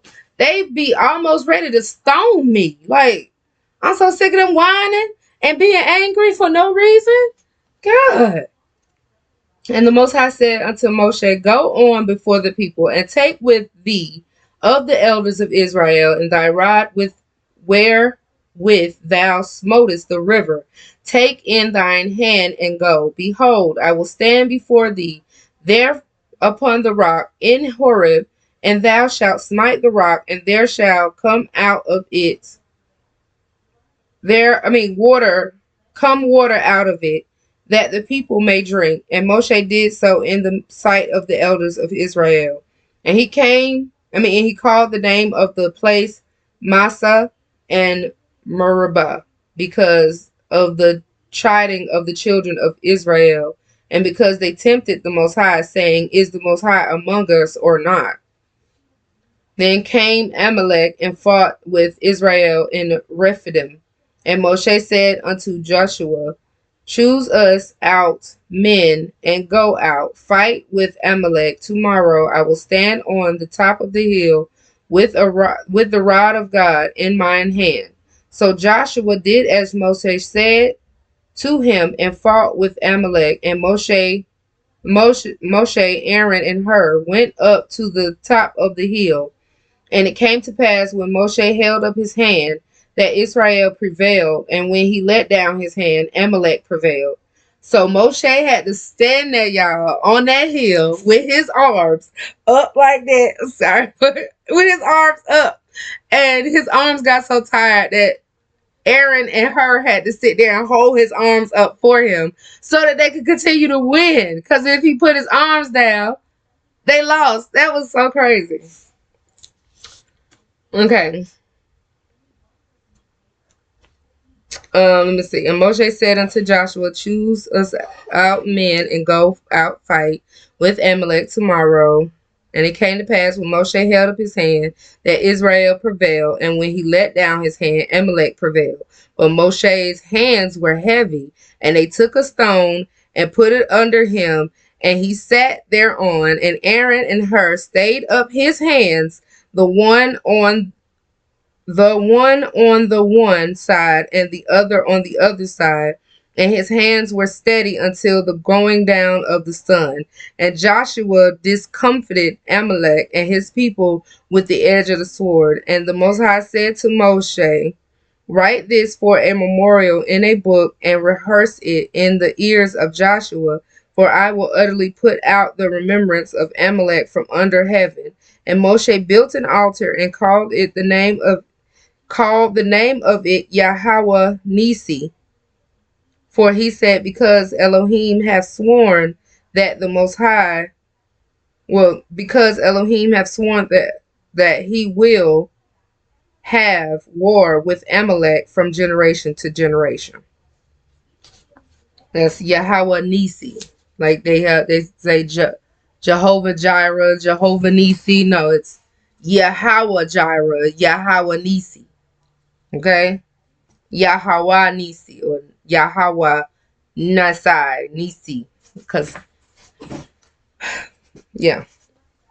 18. When Jethro, the priest of Midian, Moses' father-in-law, heard of all that God had done for Moshe and for Israel, his people, and that the Most High had brought Israel out of Egypt, then Jethro, Moshe's father-in-law, took Zipporah, Moses' wife, after he had sent her back, her two sons, of which the name of the one was Gershom, for he said, I have been an alien in a strange land, and the name of the other was Eliezer. Eliezer.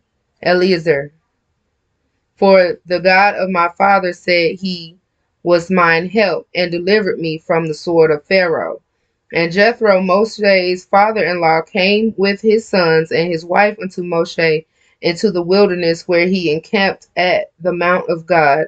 And he said unto Moshe, I, thy father-in-law Jethro, and come unto thee, and thy wife and her two sons with her. And Moshe went out to meet his father-in-law, and did obeisance, and kissed him, and they asked each other of their welfare, And they came into the tents.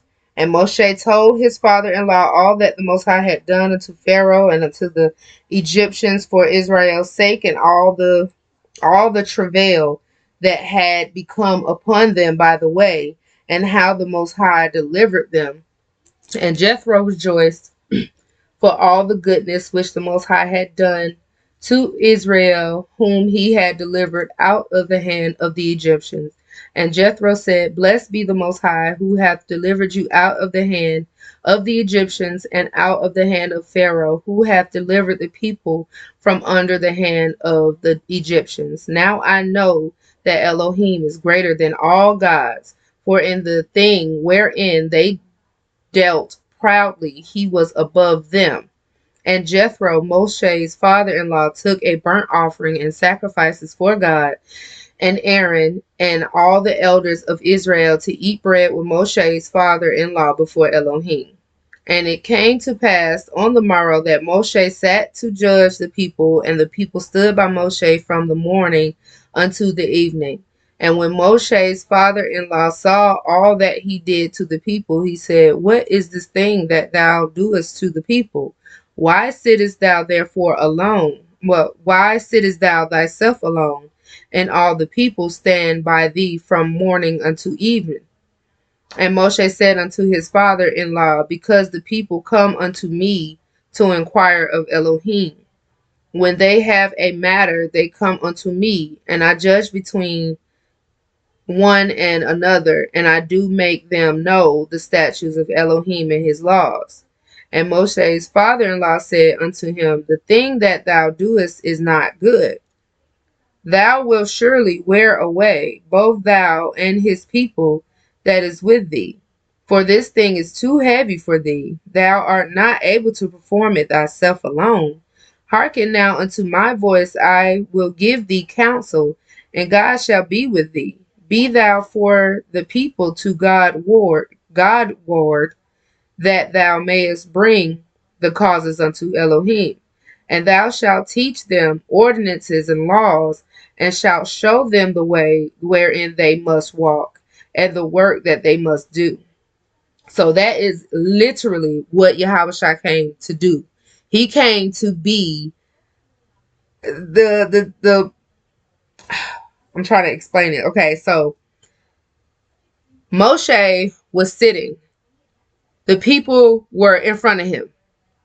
Whatever issues they had, they brought it to Moses, and Moses would decipher what to do from God telling him how to teach the people. So his father-in-law is like, you gonna wear away, bro. Like, you need to teach these people the laws and the statutes and commandments so that they won't keep having to come to you for these issues, because they don't really truly know the laws. So instead of them murmuring at you, because now they looking at you like, well, you know, I don't know. You to go to in between us and God, then you need to tell us. His father was like, hey, that's you gonna be exhausted like that. And so he says, Thou wilt surely wear away both you and your people that is with you, for this thing is too heavy for you. Thou art not able to perform it thyself alone.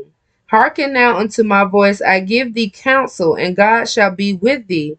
Be thou for the people to Godward, that thou mayest bring the causes unto God. And thou shalt teach them ordinances and laws, and shalt show them the way therein they must walk, and the work that they must do. So I want to highlight that. Chapter 18, verse 20. Because that is literally what Yahushua was doing. That exactly what he was doing. He was coming to be a physical example of how we are supposed to walk, and the way. How did he say it? Teach them the ordinances and laws, and shalt show them the way therein they must walk, and the work that they must do. Moreover, thou shalt provide out of all the people able men such as fear God, men of truth, hating covetousness, and place such over them to be rulers of thousands and rulers of hundreds and rulers of fifties and rulers of tens. And let them judge the people at all seasons, and it shall be that every great matter they shall bring unto thee, but every small matter they shall judge. So shall it be easier for thyself, and they shall bear the burden with thee. So he's like, delegate, teach a certain number of the elders, or teach a certain number of men how to do what you do, what they need to be doing, how they need to be walking, how they need to be thinking, the laws and the statutes, so that the big things, the big matters shall come to you when they don't know how to answer it. But the small matters shall be handled by them because they know how to answer it, because you showed them the way and how to do it. You showed them the law, statutes, and judgments so that the people can come to them instead of always coming to you. Okay, and it should be easier for you. If thou shalt do this thing, and God command thee so, then thou shalt be able to endure, and all this people shall also go to their place in peace. So Moshe hearkened to the voice of his father-in-law and did all that he said. And Moshe chose able men out of all Israel and made heads over the people, rulers of thousands, rulers of hundreds, rulers of fifties, and rulers of tens. And they judged the people at all seasons, and the hard causes they brought unto Moshe, but every small matter they judged themselves. And Moshe let his father-in-law depart, and he went his way into his own land. Chapter 19. And the third month, when the children of Israel were gone forth out of the land of Egypt, the same day came they into the wilderness of Sinai, for they were departed from Rephidim, and were come to the desert of Sinai, and had pitched in the wilderness, and there Israel camped before the mount. And Moshe went up unto God, and the Most High came unto him out of the mountain, saying, Thus shalt thou say to the house of Jacob, and tell the children of Israel, Ye have seen what I did unto the Egyptians, and how I bare you on eagle's wings, and brought you unto myself. Now therefore, if ye will obey my voice indeed, and keep my covenant, then ye shall be a peculiar treasure unto me above all people, for all the earth is mine. And ye shall be unto me a kingdom of priests and an holy nation. These are the words which thou shalt speak unto the children of Israel. And Moshe came and called for the elders of the people, and laid before their faces all these words which the Most High commanded him. And all the people answered together and said, All that the Most High hath spoken, we will do. And Moshe returned the words of the people unto the Most High. And the Most High said unto Moshe, Lo, I come unto thee in a thick cloud, that the people may hear when I speak with thee, and believe thee forever. And Moshe told the words of the people unto the Most High. And the Most High said unto Moshe, Go unto the people, and sanctify them today and tomorrow, and let them wash their clothes, and be ready against the third day. For the third day Elohim will come down in the sight of all the people upon Mount Sinai. And thou shalt set bounds unto the people round about, saying, Take heed to yourselves that ye go not up into the mount, or touch the border of it. Whosoever toucheth the mount shall be surely put to death. There shall not be an hand touch it, but he shall surely be stoned, or shot through. Whether it be beast or man, it shall not live when the trumpet soundeth long, they shall come up to the mount. And Moshe went down from the mount unto the people, and sanctified the people, and they washed their clothes.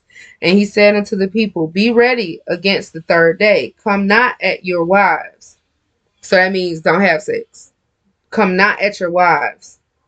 And it came to pass on the third day in the morning that there were thunderings and lightnings and a thick cloud upon the mount, and the voice of the trumpet